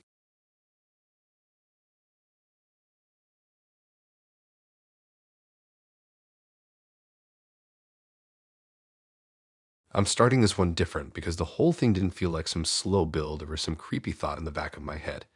It didn't sneak up on me. It hit me hard out of nowhere, the kind of moment where your brain doesn't even get time to argue with you about what's real and what's not. It was just me in my dim hallway, and a snap notification that should have been nothing at all. Just a normal night. I wasn't tired. I wasn't jumpy. I wasn't expecting anything. Honestly, I was in one of those moods where everything feels boring, and you're just floating through your own house like a lazy ghost. I was lying on the couch in the living room, the one that has that annoying dent in the middle that makes you slide toward the cushions. I had one sock on, one sock off, hoodie half-zipped, scrolling through whatever because I didn't feel like doing homework or gaming or talking to anyone. The house was quiet. My parents were gone for the night, and my older cousin was supposed to be back late, so it was basically just me and the random creaks of the place settling. The hallway light was off, so from the couch all I could see was this long dark stretch leading to the bedrooms. Sometimes the fridge would kick on and echo down the hall, but even that was normal. I was mid-scroll when I got a snap. I didn't even look at who sent it. I just tapped like muscle memory. It was a video, a short one, only a couple seconds. And when it loaded, I kind of froze because it wasn't someone's face with their pet or something dumb. It was my hallway. Exactly my hallway. Same length, same old picture frames on the wall, same crooked rub I kept forgetting to fix. Except in the video, the hallway lights were on. Bright. Almost too bright. It flickered a little at the start, then stayed steady. I watched it, confused but not scared yet. I figured maybe my cousin came home early and was messing with me. The video played again automatically, looping over and over. The hallway lit up, the lights buzzing softly, then the frame cutting off exactly at the end right before the video reset. I kept watching because something about the loop bothered me. It didn't feel like a normal repeat. The little motions didn't line up right. The flicker of the lights happened at a slightly different point each time. The shadow at the end of the hall stretched in a slightly different shape every loop, like the video wasn't repeating the same clip, but restarting something alive. That's when it hit me. Nobody was home to fill it, and my hallway was dark. I put my phone down slowly, like the snap would explode if I moved too fast. I turned my head toward the real hallway. Pitch dark. No buzzing lights. No glow. Nothing. The only light in the room came from the 2 menu screen I never bothered to turn off. I picked up the phone again. The snap kept looping. Hallway lit. Hallway bright. Hallway almost humming with electricity in a way it had never done in real life. I checked who sent it, but it showed no username. No Bitmoji. Just a blank profile with no info. When I tapped it, the app told me the user didn't exist. My chest felt weird, but I tried to talk myself out of it. Maybe I filmed it earlier by accident. Maybe it was from yesterday. Maybe I forgot. Maybe it was something I saved. But I checked my memories and nothing was there. Nothing even close. I opened the snap again and noticed something else. Something tiny, but enough to make my fingers go cold. The video wasn't still. Something at the end of the hall, waiting near the edge of the frame, moved. Not a person. Not clearly. Just something. A shift. Like someone leaning just barely out of view. Every loop it changed position slightly, like it knew I was noticing. I held my breath without meaning to. Then my phone screen flickered. Only once. But when I looked up from the snap, I saw the real hallway in front of me. The lights were on. They were bright. Same brightness as the video. Same slight buzz. Same exact angle of light hitting the picture frames. The rug even looked slightly straightened, even though I hadn't touched it. Everything matched the snap perfectly, like the hallway had been waiting to sync up. I sat there frozen for a long minute. The air in the room felt heavier, like something had thickened it. I didn't want to stand, but I didn't want to stay on the couch either. I felt weirdly trapped, like the snap wanted me to match it the same way the hallway did. My phone buzzed again. Another snap from the same non-user. My hand shook a little when I tapped it. The video loaded instantly. This time the angle was farther back, as if the person filming had stepped into the living room. I could see the edge of the couch in the frame. Not just any couch. My couch. The dented cushion. The blanket thrown on the armrest. And the corner of the shot me. Me sitting exactly how I was sitting now. Same hoodie. Same half-on sock. Same position. Except one thing. In the video, I wasn't looking at my phone. I was staring straight down the hall. My throat tightened. I turned my head slowly toward the real hallway again. Still bright. Still humming. Still empty. I tapped the snap again, watching it loop. Every time the version of me in the frame blinked at a slightly different moment. Sometimes his head tilted a little. Sometimes his shoulders shifted like he was leaning forward to hear something. I threw my phone onto the couch and stood up fast, like suddenly being on my feet would make me less of a target.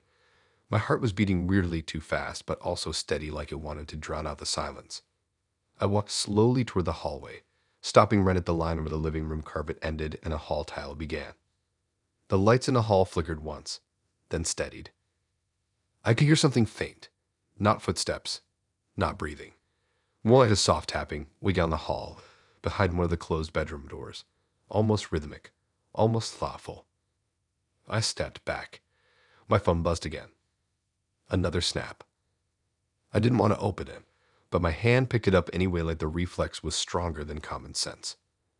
This video was darker, not the hallway, not the living room. It was from inside my room. My room was at the very end of the hall. The video showed the door, my backpack leaning against it, the posters on the wall right inside, the edge of my bed with the blanket half hanging off. And on the floor, right in front of the door, there was something small. My phone tilted slightly in my hand. I leaned closer without thinking. It was my house key. Not my spare key, my actual main key, the one that should have been inside my hoodie pocket. I froze, reached into my pocket. Nothing. The key was gone. The snap looped again. My key, on my floor, in a room nobody should have been able to get into. The next loop showed something worse. The key moved. Just a little, like it had been nudged by something off camera. I felt this pressure in my chest building fast. I backed away from the hallway. I didn't even want to be near it anymore. I moved toward the front door, thinking I could just step outside for a moment and breathe. The door didn't open. It wasn't jammed. It wasn't locked. It just wouldn't move, like someone on the other side was holding it lightly closed with one hand. Without force, without effort. My phone buzzed one more time. I opened it. The new snap wasn't a video. It was a picture. Taken from the far end of the hall. My hallway was still bright in the pic, same impossible brightness, but the important part wasn't the light. It was me. Standing at the edge of the hallway in the picture, even though I was standing by the door in real life. In the picture, my head was turned slightly toward the bedroom where the tapping sound had been, and the tapping had stopped in real life, completely. The caption at the bottom of the snap was just 2 words. Come look. I dropped the phone. I backed up as far as the wall would let me. The hallway lights flickered again, like whatever controlled them had noticed I wasn't obeying. The tapping started again. Closer this time. Coming toward the hall entrance. I didn't wait to see anything come around the corner.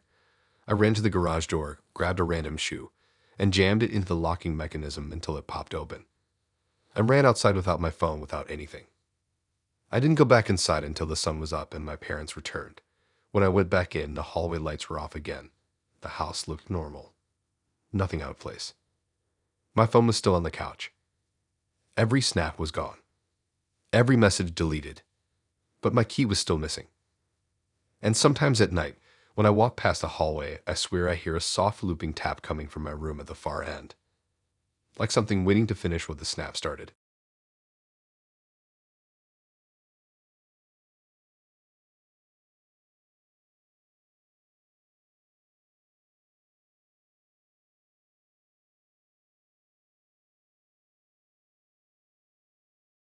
It was weirdly normal at first, like one of those afternoons where nothing big is happening, but you still get this tiny pressure behind your eyes telling you the day isn't as normal as you think.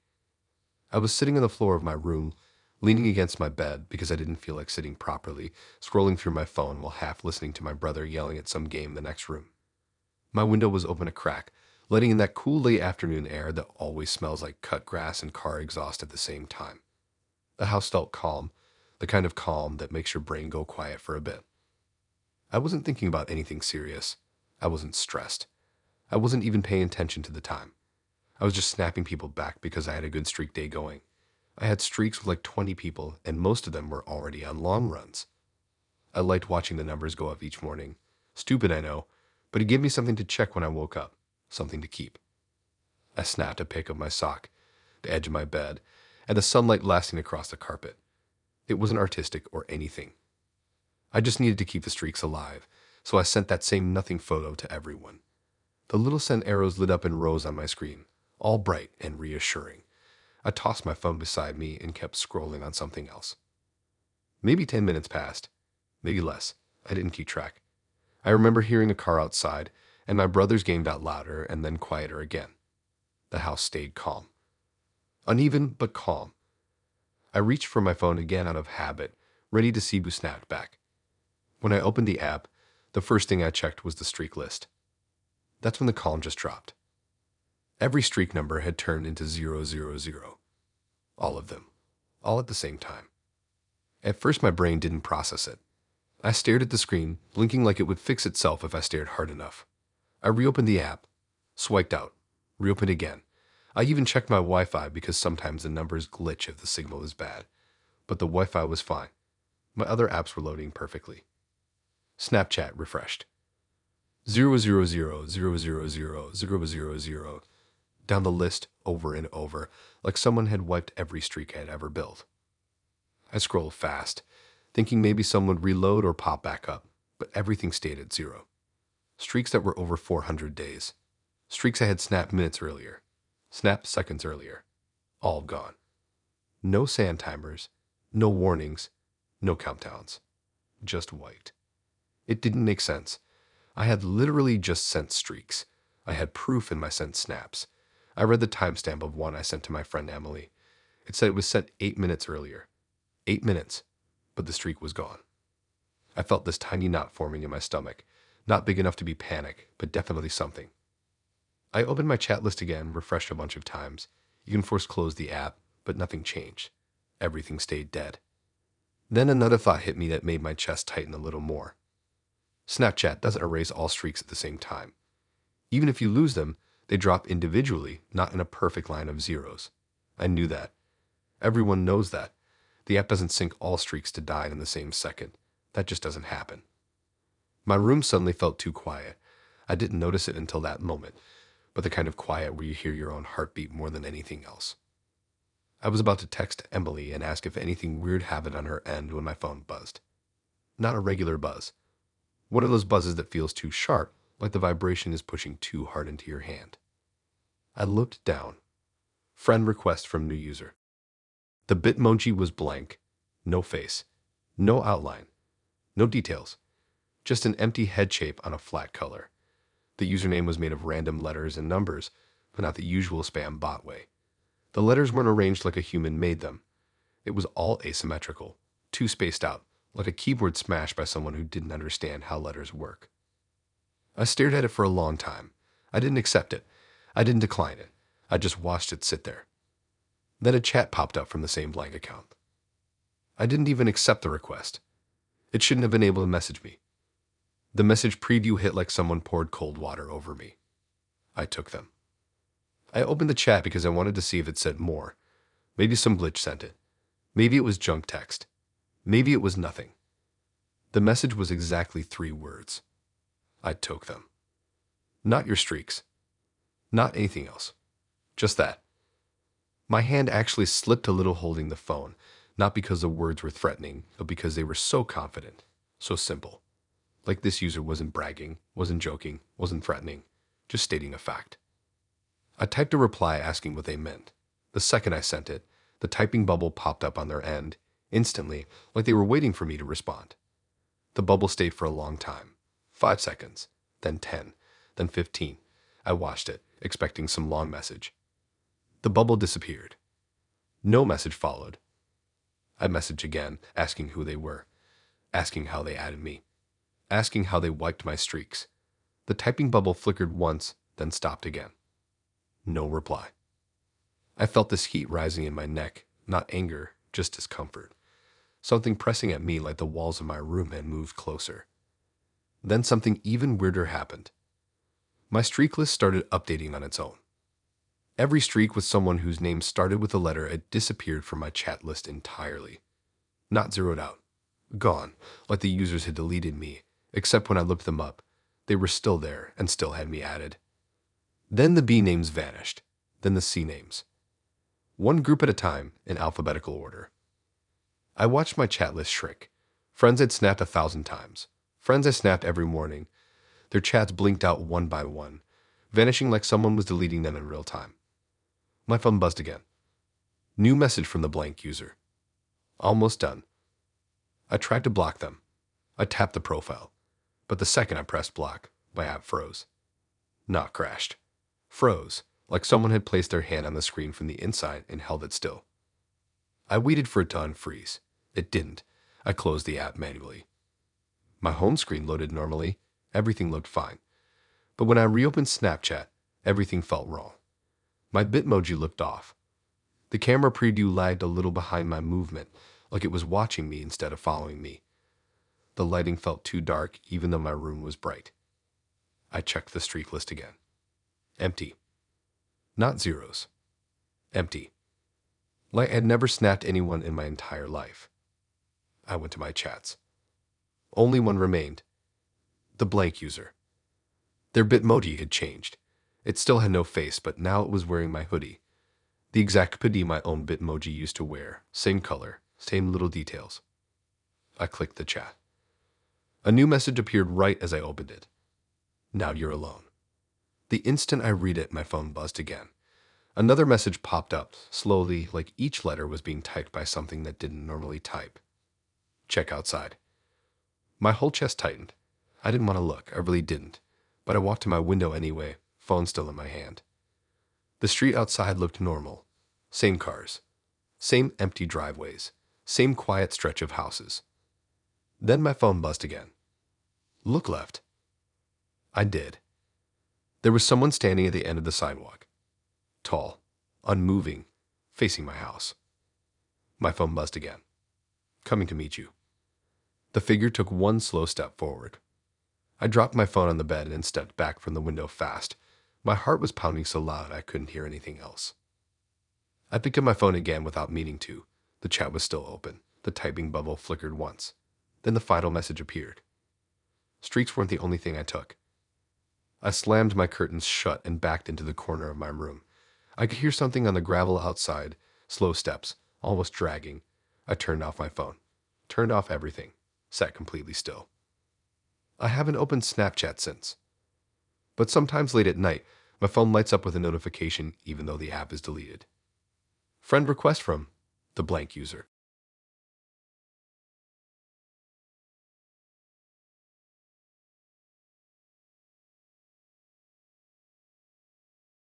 I'm starting this the same way the night started for me, half awake, half zoning out, and not expecting anything weird at all. I wasn't scared or stressed or even thinking about anything serious. I was just lying on my bed in that dumb sideways position where your legs hang off the edge because you're too lazy to move. It was one of those boring nights where the house feels too quiet, the kind where you keep checking your phone just to feel like something's happening somewhere. I had my headphones around my neck, not even on my ears, with some random playlist humming softly. The ceiling fan was doing its slow, lazy spin, pitching the light around the room in this uneven way that always made my posters look kinda wobbly. My parents were already asleep, and my brother was probably glued to his pee in his room. The whole house felt like it was holding its breath, which I didn't really think about until later. I was switching between apps, tapping through snaps without really looking. People sending their usual stuff, pets, food, bathroom mirror pics. It was nothing interesting. I'd opened Snapchat again mostly out of habit, even though I'd literally just closed it. That's when the notification popped up at the top of the screen.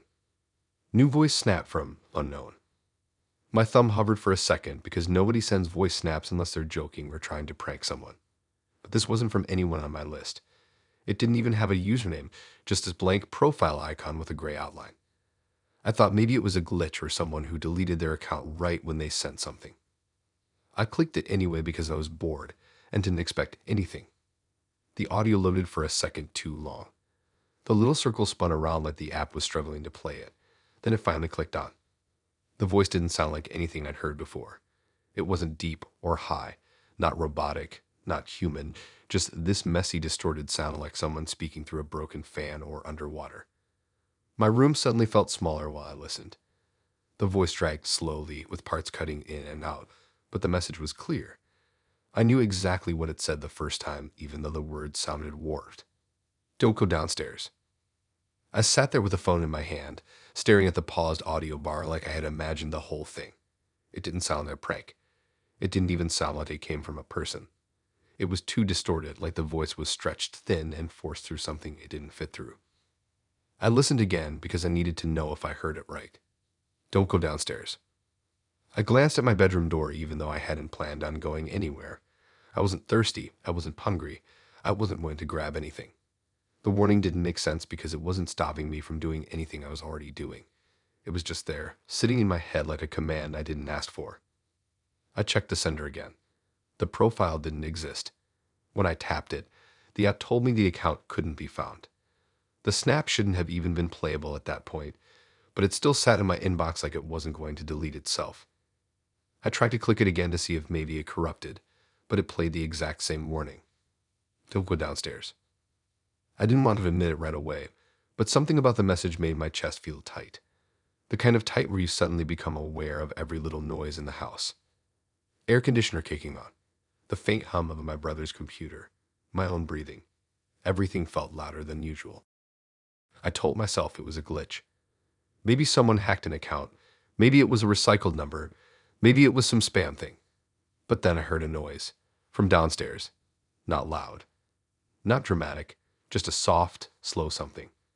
A sound that didn't belong to anything I recognized. Not the fridge. Not the heater. Not the dog. Nothing. I froze on my bed. I stared at the door again, half expecting it to move. I wasn't even planning to go downstairs, but now that this voice told me not to, it felt like every part of me needed to know why. I hated that I felt that way, but curiosity pulls harder than fear sometimes. The quiet noise from downstairs happened again, a little sharper this time, like someone dragging their hand across something. I stood up. I didn't want to, but I did. My phone was still in my hand. I opened the voice message again and listened one more time, thinking maybe it would change or glitch. It didn't. It just repeated the same message, same broken breath between words. Don't go downstairs. I opened my bedroom door slowly. The hallway lights were off, but there was this faint glow coming from the living room downstairs. Like someone left the TV on mute or maybe a lamp on, but nobody should have been in the living room. Everyone was upstairs or asleep. I stepped out and made my way toward the stairs. Each step felt weirdly loud even though I was trying to be quiet. The glow from downstairs flickered slightly, like something was moving in front of it.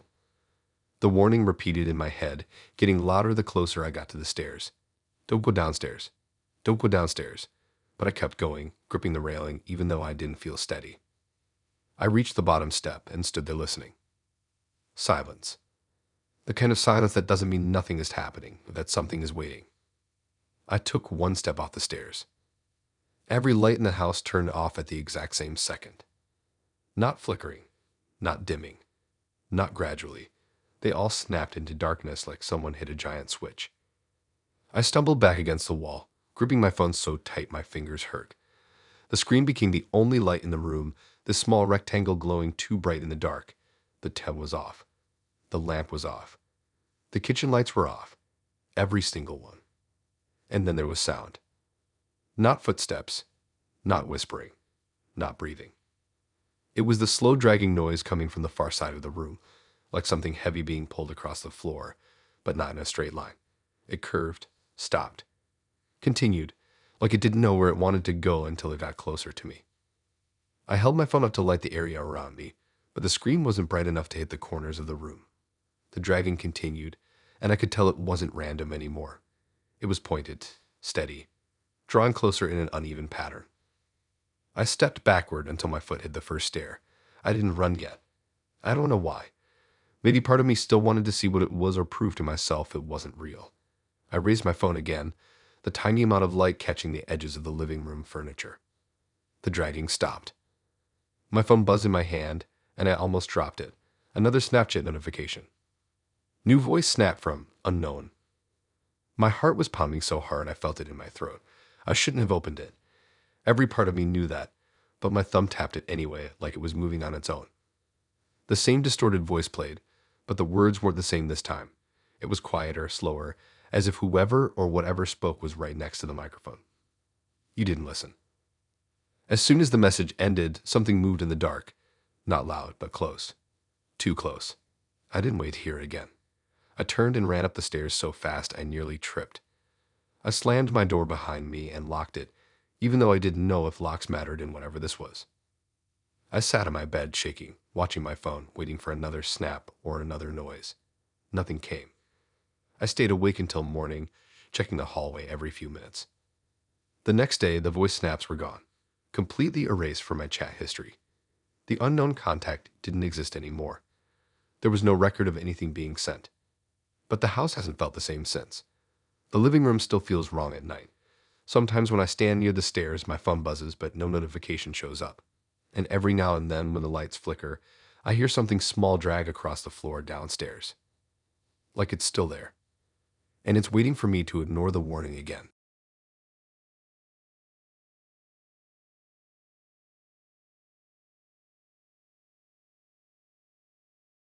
It was one of those slow afternoons where the sky looks pale and the whole street feels tired, like even the air doesn't want to move. I was lying on my bed, my hair a mess, socks half off, scrolling for no reason except that my brain didn't want to do anything else. That's honestly why I opened Snap Maps in the first place. I wasn't checking on anyone. I wasn't expecting anything freaky. I was just bored and curious about where my friends were. I didn't even open the camera. I went straight to the map, watched the little cartoon avatars floating around the city. Mine was exactly where it should have been, sitting right over my house, wearing the hoodie I changed it to last week. I barely thought about it. I was just dragging the map around like a kid playing with stickers. But then my screen lagged for a second. Usually Snap only freezes if it's loading someone's data, but this freeze felt different. Like it wasn't loading anything new, just stuck. When it finally moved again, something felt off right away. I didn't see it at first, not until I zoomed out a little. There were two of me. Two Bitmojis, both wearing my hoodie, both with my exact hairstyle, both with the same blank little smile. One of them was still at my house, sitting perfectly still like it always does. The other one was miles away, out near this long stretch of road that leads toward the lake, except it wasn't standing still, it was moving, slowly, walking toward my street. I stared at it forever, my brain trying to come up with every normal explanation possible. Maybe the map glitched. Maybe it duplicated me somehow. Maybe the second one was old location data. That's what I tried to tell myself. I waited for it to disappear, but it didn't disappear. It took another few tiny steps toward me. My room suddenly felt smaller, quieter. I locked my phone and tossed it next to me, trying to pretend I didn't care, but I couldn't ignore it. Not when I'd never seen Snap Maps bug like that before. I picked my phone back up a few seconds later and reopened the app. The map loaded instantly. My house Bitmoji was still sitting where it should. The other one had moved even closer. Now it was at the edge of the neighborhood near the old train tracks. It wasn't jumping around like a glitch would. It wasn't teleporting or flickering. It was walking, slow, steady, like someone was physically walking that path in real life with their phone but using my account. I zoomed in more, and that's when I saw the direction arrow. The little triangle that shows which way the person is facing. It was pointed directly toward my street. I backed up into the corner of my bed, holding my phone like it might explode. I checked my settings, making sure ghost mode wasn't off by accident. I never turned it off. I always had it on.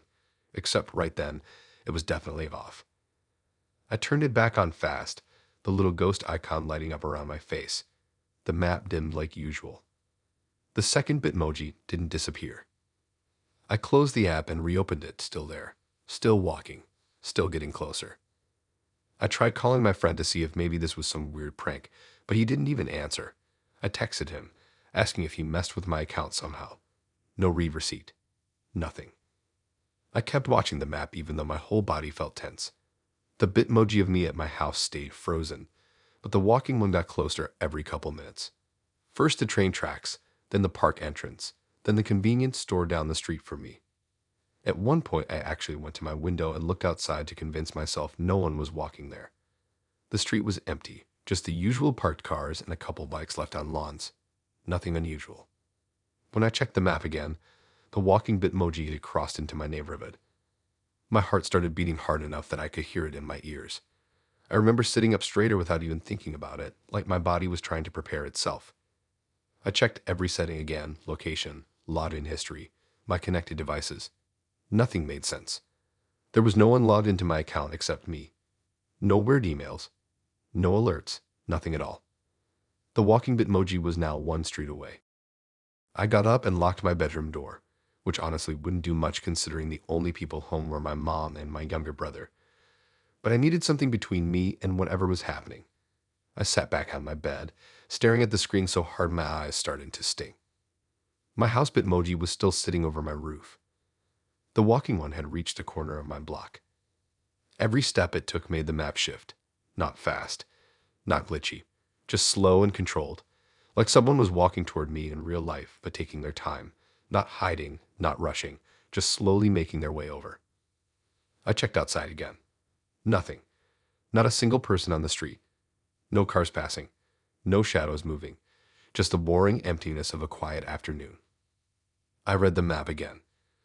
The walking Bitmoji had turned onto my street. It was only a few houses away now. Some part of me expected it to stop, expected the glitch to correct itself, expected something normal to happen. But it kept going, inch by inch. Sometimes it would pause for a few seconds and then move again. It felt like it was matching someone's actual footsteps. My breath got weird and heavy. I walked to my window again, slower this time, afraid of what I might see. I scanned the whole street. Every driveway was empty except the usual cars. Every yard looked the same. There was no one walking, but the map showed someone. Someone using my exact Bitmoji. Someone pretending to be me, or copying me, or something else entirely. I backed away from the window and checked my phone again. The walking Bitmoji reached the house right next to mine. Then the little arrow turned toward my driveway. I froze. My body didn't even react for a full second. Then everything hit at once. I locked my phone, opened it, unlocked it, reopened Snap, just to make sure the map was actually updating and not stuck. But the Bitmoji moved again. It was now right at the end of my driveway. Two versions of me on the map. One sitting inside the house. One standing right outside of it. I heard something downstairs at the same moment. Not a voice. Not anything sharp. Just something, like a soft scrape or shift. Something too quiet to be anything real but too loud to ignore. I stepped back toward my door, not wanting to open it, not wanting to get closer to whatever that sound was. I held my phone like it was some type of shield. The Bitmoji outside moved closer. Now it was standing directly on top of my driveway marker. The distance between the two versions of me on the map was maybe 30 feet. I checked location settings again, feeling like my hands weren't even attached to me. Still only my device logged in. Still no other connections. Nothing should have been able to place a second version of me outside. I refreshed the map one more time. My outside Bitmoji was now inside the outline of my house. Standing in the living room. The exact spot below my room. I covered my mouth with my hand without meaning to. I could hear something downstairs again. A soft step. Then another one. Slow measured, almost like it was moving the same way the Bitmoji was. I backed up to the corner of my room, holding my phone against my chest. My whole body felt wired, like I was ready to run even though there was nowhere to run to. The map updated again, and I felt my heart drop. The Bitmoji wasn't in the living room anymore. It was standing at the bottom of the stairs, right beneath me. I didn't move. I didn't breathe. I didn't blink. I just kept staring at the screen like if I didn't look away, nothing could happen. But the map updated again. The Bitmoji was halfway up the stairs. I stared at my closed bedroom door, the tiny shadow under it, the quiet hallway beyond it. The map updated again. My Bitmoji clone stood right outside my room, right on top of the spot where my doorway sat. I felt like my whole body stopped working. The map refreshed one more time. And then there was only one Bitmoji again, the one inside the house. The clone was gone. I jumped away from the door even though nothing happened. No footsteps. No sound. Nothing at all. I waited, listening so hard my ears rang. Still nothing. When I finally opened the door hours later, the hallway was empty. The living room was fine. The whole house was normal. Too normal, like nothing had ever happened. But when I checked my map again that night, my Bitmoji wasn't at my house anymore. It was standing outside, at the end of the driveway, just watching the house.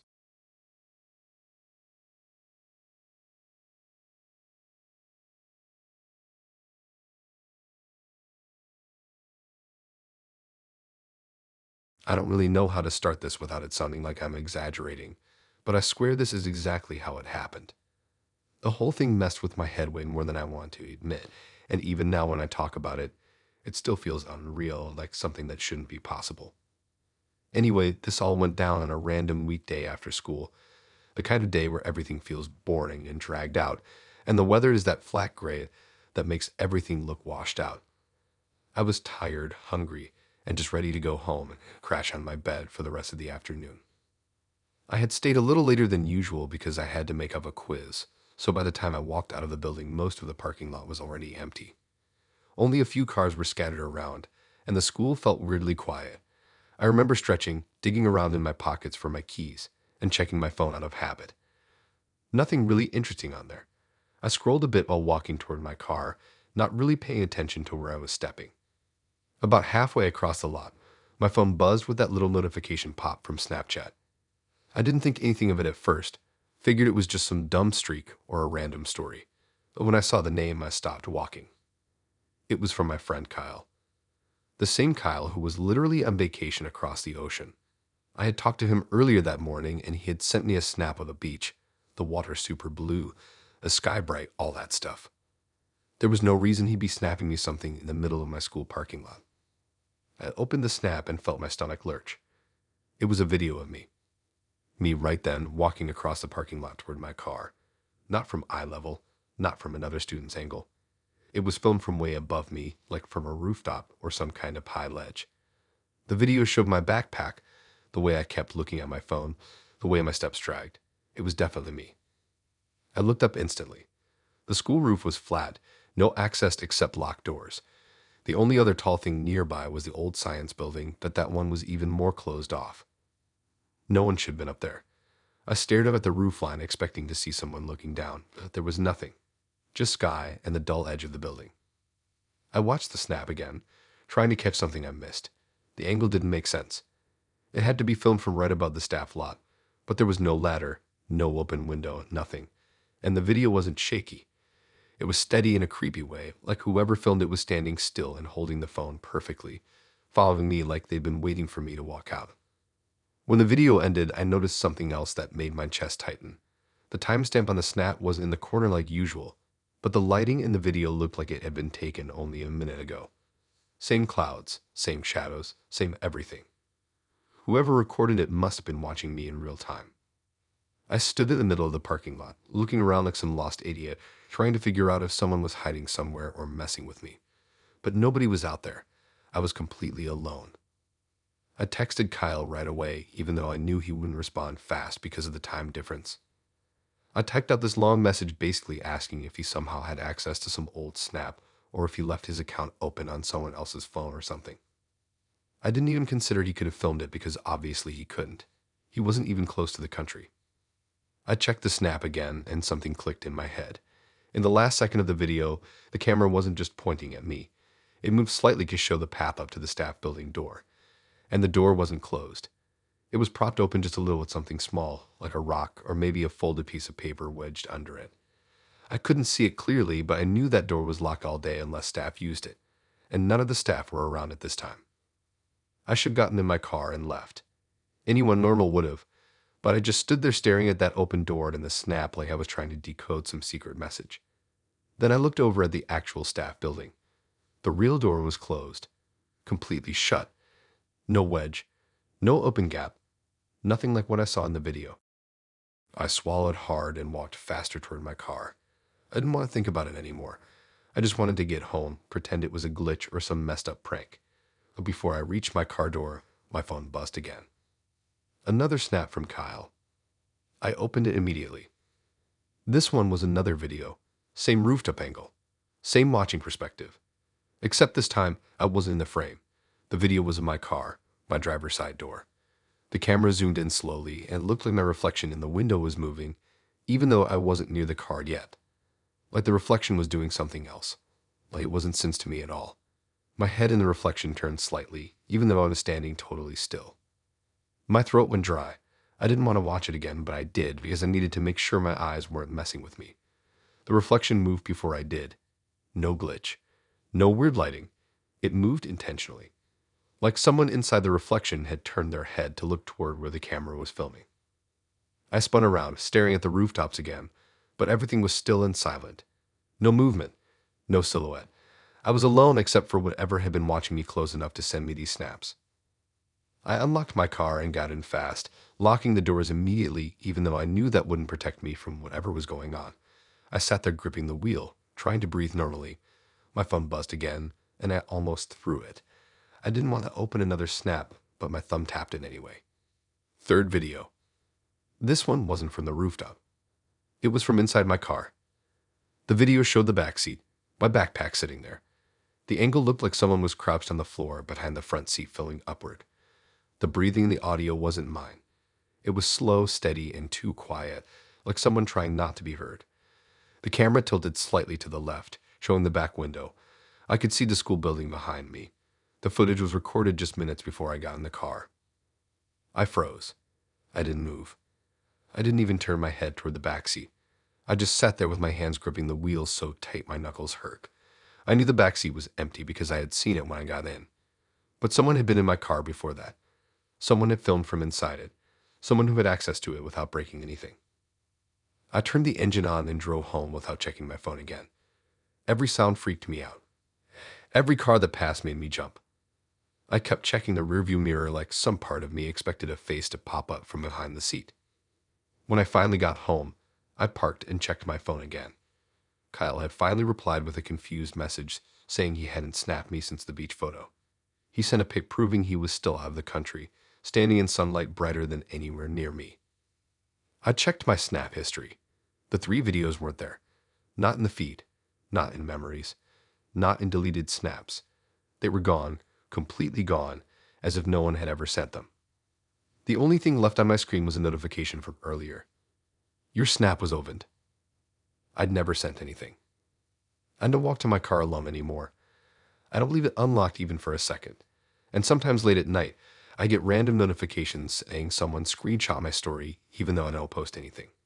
Every time that happens, I look out the window at the rooftops across the street, just in case something tall and still is watching.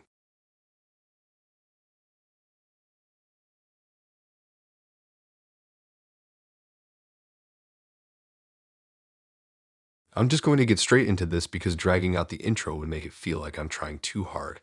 And honestly, the whole reason I'm writing it is because I still don't know what the hell happened. It's been sitting in my head like one of those thoughts you try to ignore, but it keeps coming back louder. And it all started on this boring weekend afternoon where nothing exciting should have been happening at all. Just me, my room, my phone, and one of those cute Snapchat filters that smooth your skin and put dumb hearts above your head. I wasn't expecting anything weird. I was literally just messing around because I didn't feel like doing homework. My room was kind of a mess, but not the kind of mess you freak out over. Clothes on the floor, one sneaker under the bed, half full water bottles everywhere.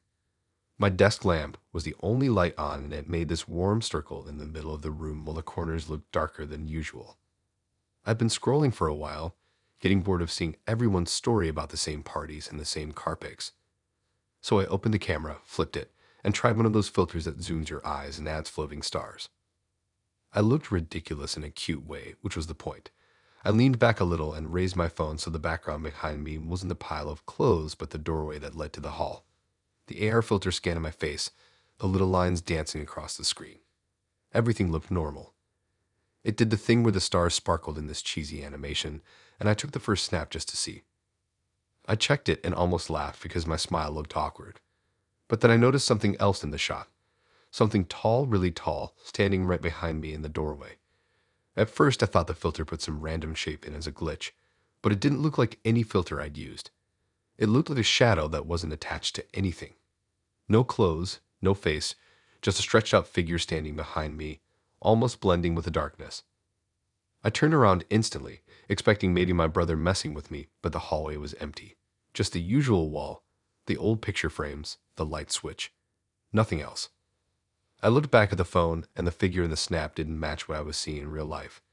My heart sped up a little, but I still told myself it was a glitch. Filters mess up all the time. That's what I tried to believe. So I went back to the app and tried another filter. This one had little sparkles floating around the screen. I steadied my hand and took another snap. When I looked at it, the figure was there again. Same shape, same shadowy outline, except this time it wasn't standing in the doorway. It was standing a little closer behind me, off to the side like it had stepped forward. I didn't turn around this time. Not right away.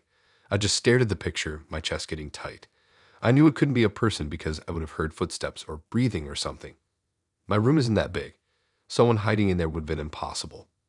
Still, I slowly turned my head toward the space where the figure had been in the snap. Nothing. Just my messy bookshelf and the soft sound of the lamp buzzing. I took another picture without thinking, my hand almost shaking. The AR filter scanned for my face again, the little net of dots appearing. I didn't smile this time. I barely kept my expression steady. When the snap loaded, the figure was even closer. Right behind my shoulder. I could see how tall it was compared to me, how long its arms seemed even though they were more like shadows than anything solid. The weirdest part wasn't even the figure itself. It was that the filter didn't react to it. Filters always glitch when someone else steps into the frame, but this one didn't. It acted like nothing was there, like the shadow wasn't a person, wasn't even registered as anything human. My stomach dropped. I turned around again, faster this time, moving the lamp so it lit the entire area behind me. Still nothing. I'd even stepped into the hallway and checked the bathroom, checked my parents' room, checked every corner upstairs. Completely empty. No one home. I came back into my room and stood there for a few seconds, breathing slow, trying to decide if I wanted to use the app again. I knew I shouldn't have, but curiosity mixed with fear is a weird combination. It's like your brain wants proof even if the proof might make it worse. So I sat on my bed, held the phone up again, and tapped the screen to refocus. I wanted to test it. I wanted to see if maybe it was lighting or the angle or something dumb like that. I tried another cute filter, one with low floating hearts and nose highlights. The filter loaded, smoothing my face, and I held my breath as I took the next picture. This time the figure wasn't behind me. It was next to my bed. Closer than before. Closer than anything should ever be in a room when you're alone. It was taller than the doorway, like it shouldn't fit in the house at all. It was bending in this unnatural way just to be in the frame with me. The shadow didn't have eyes or a face, but the shape of where a head would be was angled straight toward me. I felt the air change. Not colder, just heavier, like the room had thickened around me. I lowered my phone and stared at the exact spot where the figure had been in the snap. Nothing. Just my closet door and some posters peeling off the wall. My hands were sweating so bad I had to wipe my phone on my blanket. At this point I should have stopped. Closed the app. Thrown the phone if I had to. But I didn't. I switched to video mode. I had to see if maybe it was only in still pictures. Maybe moving the camera around would show I was overreacting. The air filter stayed on, bright and cheerful, completely out of place in that moment. I hit the record button and slowly panned the camera across my room. My face filled the corner of the screen, and I could hear my breathing through the mic. Everything looked normal. The wall, the bed, the closet. Then the filter flickered. Just for a second, like something interrupted it. The heart stuttered, and the smooth blur glitch jumped. I lowered the phone and stared at the screen. My reflection looked scared but normal. The room behind me looked normal. I moved the camera again toward the closet, and the filter glitched again, harder this time, almost as if it was trying to track something it couldn't fully process, like it recognized something that was there but didn't know how to display it. I paused the video and checked the last frame before it stopped. The shadow figure was there again, but not in the same soft outline as before. It looked sharper, more defined, the edges more human but stretched in strange ways. And it wasn't standing still. It was leaning toward me like it was mid-step. I jumped off the bed so fast my knee cracked. I scanned the room in real life, checked under the bed, behind the curtains, behind the door. Nothing. The silence in the room felt full, though, like something was holding its breath waiting for me to notice it. I deleted the video, then opened the app again because some part of me needed to know if it would happen again. My thumb hovered over the filters. I hesitated for a long time before picking another cute one. This one added a crown of tiny glowing shapes. I lined up the shot. My face filled the screen. The background behind me was the dark corner by my dresser. I snapped the picture. The figure wasn't behind me this time. It was in front of me. Standing just outside the frame, only half of its head visible in the corner of the shot like it had leaned into the camera with me. The way its shape bent made it look like it was trying to imitate a selfie, trying to copy how I held the phone. I dropped the phone instantly. It hit the floor face down. I didn't even pick it up right away. I backed against the wall and waited. My heart was pounding so loud it felt like the whole room could hear it. After what felt like forever, I crouched and picked the phone up by the edges like it was fragile. The screen was still on the camera, still showing the filter floating around my face. But the background was empty, just my dresser in the shadows. I closed the app, deleted it, turned off my phone. Later that night, when everything felt more normal, I turned the phone back on just to text my friend.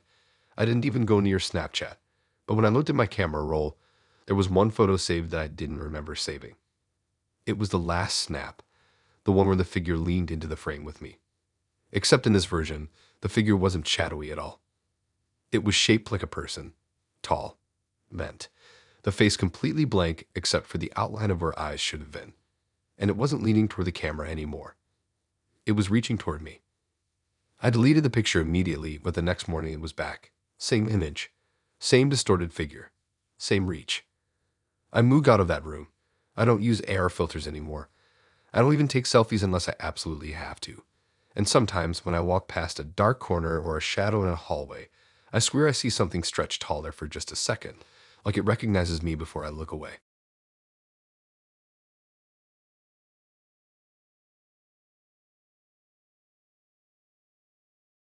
It started on this random Thursday night in October, when nothing interesting was happening at all. I was bored in my room, lights off except for the monitor glow, half scrolling, half just staring at my own reflection in the black parts of the screen. You ever open the camera and catch your own face from a weird angle and just hate it instantly? That was me. Front camera, pale from the screen, dark circles, hair sticking out everywhere. I leaned back on my chair, pointed the camera at the ceiling instead, and saw the top corner of my room, where the walls meet and the shadows sit. It looked kind of creepy, like found footage stuff, and I thought it would be funny to make one of those fake paranoid snaps everyone posts. I tilted the phone up more so you could see the corner, the wardrobe, and just a sliver of my bed. It looked empty, just my room. I wrote a stupid caption, something like someone's watching me again, ha, and stared at it. It felt cringe, so I sat there with my thumb hovering over the send button. My story icon was right there, that little circle. I thought about it for a second, then decided nope, I'm not posting that, closed it out, and just swiped back to the main camera. I swear to you, I never hit send. I even cleared it. You know how if you drag the text down it deletes and you're just left with the picture. I did that, then backed out, then shut the app. Done. Boring night continues. Maybe 5 minutes later, I was lying on my bed scrolling through some random feed, and my friend Josh sends me a snap. I open it, just him messing around with his dog. When it finished, it auto-bounced to the stories row at the top. I was about to close the app, but something caught my eye. My own story had the little glowing ring around it. I knew I hadn't posted anything that day. I tapped it anyway. thinking maybe it was an old story still saved or something. The video loaded and I stopped breathing for a second. It was my room. That same angle of the ceiling corner and the wardrobe and the edge of my bed. The video was like 3 seconds, shaky, like it had been filmed by someone with the same hand movements I have. Except I knew I hadn't saved it. At first I thought, okay, maybe I messed up and posted it without noticing. But it wasn't the same snap. There was no music in the background, even though I'd had music playing when I'd been messing around earlier. This video was dead quiet, just the faint hiss of the microphone. And the caption on the screen was different. Instead of the dumb Jove had typed, the white text just sat there at the bottom saying, he knows. No punctuation, no emoji, just those 2 words. My thumb was hovering like I was about to tap into the screen and drag the text, but obviously I couldn't. It was already posted. I watched it replay on a loop, the camera slightly tilting right at the end like someone's hand was relaxing. I backed out and checked the view count. 2 people had already seen it. Josh and my ex Lucy. I opened the list and stared at their usernames like somehow that would help. My heart was pounding so hard I could feel it in my neck. I deleted the story immediately, then stared at the screen waiting for it to say deleted. When it did, I threw my phone onto the bed like that fixed anything. My first thought was that someone had gotten into my account. But there were no random logins, no emails, nothing. I changed my password anyway, checked every setting, every option. I even looked if there was some setting that auto-posted drafts, which obviously doesn't exist. The whole time, my room looked totally normal around me, just posters, clothes on the floor, the same boring wardrobe. After a while, I convinced myself I'd probably just posted the original snap by mistake. The app glitched the music out, and I must have messed up the caption in my head. He knows was close enough to what I'd written, I guess, and maybe I just forgot. I told myself that, even though it didn't really fit. Then Lucy messaged me. Not a chat, but a screen recording. She sent it on another app, because she barely uses Snap now. The little preview showed my story, the one I just deleted. The file name was that usual phone mess of letters, but when I tapped it, it went full screen and there was again my stupid room in low quality, that same angle. But the more I watched the recording, the more something felt off. In the top left corner of my screen, where the time usually sits when you record, I could see the numbers. 22:41. When I checked the time on my phone right then, it was 22:08. Lucy had screen recorded my story half an hour in the future. I stared at the little playback bar and rewound the video over and over. Same view, same caption, same silent corner of my room. 22:41 in white numbers, sitting up there like it was trying to catch my attention. I checked the timestamp on the message she sent. It said it had been sent a minute ago. I asked her in my head why she'd sent it now, like what was the point, but I didn't actually text anything back. I was too stuck on the time. Notifications don't lie like that. I even backed out and reopened the app, checked my phone settings. Everything still said 22:09. I sat on the bed for a good 10 minutes, facing the exact direction the video had been taken from. I realized copying the view from the screen. Wardrobe, ceiling, corner. I looked for any little detail that might explain something. A shadow, a reflection, some glitch in the wall paint. Nothing. I almost convinced myself it was just Lucy messing with me some edit, but then the next thing happened. At 22:41, my phone lit up on the bed all on its own. No vibration, no sound. The screen just woke and showed the lock screen with a single notification banner across the top. Your story was posted. My whole body went cold. I didn't touch anything. I watched as the banner slid away. My phone just sat there, screen dimming like everything was normal and fine. I picked it up with the same care you use when something is hot and you're not sure if you're going to get burned. I opened Snapchat. The little circle around my profile was back, glowing again. I tapped it and the same 3-second video started playing. Same angle, same quiet, same caption. I looked at the time in the top left corner of the app, 22:41. I slowly lowered the phone and looked over the screen at the real corner of my room as the video replayed below my line of sight. For the first time, I noticed something in the shot that I hadn't clocked in the screen recording. A tiny patch of dark near the wardrobe door, like someone's sleeve or shoulder half tucked behind it. It wasn't obvious. It just looked at a slightly darker shave against already dark wood. But when I paused the video and squinted, I could make out the curve, the edge of fabric, like someone standing there trying not to be seen. I checked my wardrobe. The door was fully closed. I backed away from it. Every sound in the house suddenly felt too loud. My dad laughed at something on the tea downstairs, a sharp noise that made me jump. My fan rattled a little on my desk. I could hear my own breaths getting faster. I made myself open the wardrobe. I yanked it all away, half expecting someone to fall out or grab me. Just clothes. A pile of shoes on the bottom. Some old school stuff crammed in the corner. Nothing else. I checked behind it, under the bed, behind the curtains. Every horror cliche I could think of. No one. No hidden camera that I could see, no wires, nothing. When I went back to my phone, the story had one view. A random kid from school, the kind that never talks in class, just watches everything. His name sitting there quietly under my video. I deleted the story again. Then I blocked him, even though I knew that wouldn't fix anything. I felt stupid, but also weirdly exposed, like I'd been walking around with my zip down and only realized an hour later. That night, I barely slept. Every time I closed my eyes, I saw that corner and that little dark patch. At some point, I must have knocked out because I woke up to daylight and my mom banging on my door telling me I'd be late for school. I checked my phone before anything else. No new snaps. No messages from Lucy about some prank. I went through my memories folder just to be sure and found something that made me sit back down on the bed. The video was there. Not under yesterday, but under a folder from months ago. Same 3 seconds, same angle, same caption. And underneath the date, instead of just the usual little text, it said saved from camera roll. I had never saved it. The only difference was the very first frame. For one split second, before the camera settled on the corner, it showed my own face in the front camera. The angle was wrong, like the phone was somewhere near my chest, pointing up. My eyes weren't looking at the screen. They were pointed just past it, toward the area over my shoulder, like I was staring at someone standing right behind me.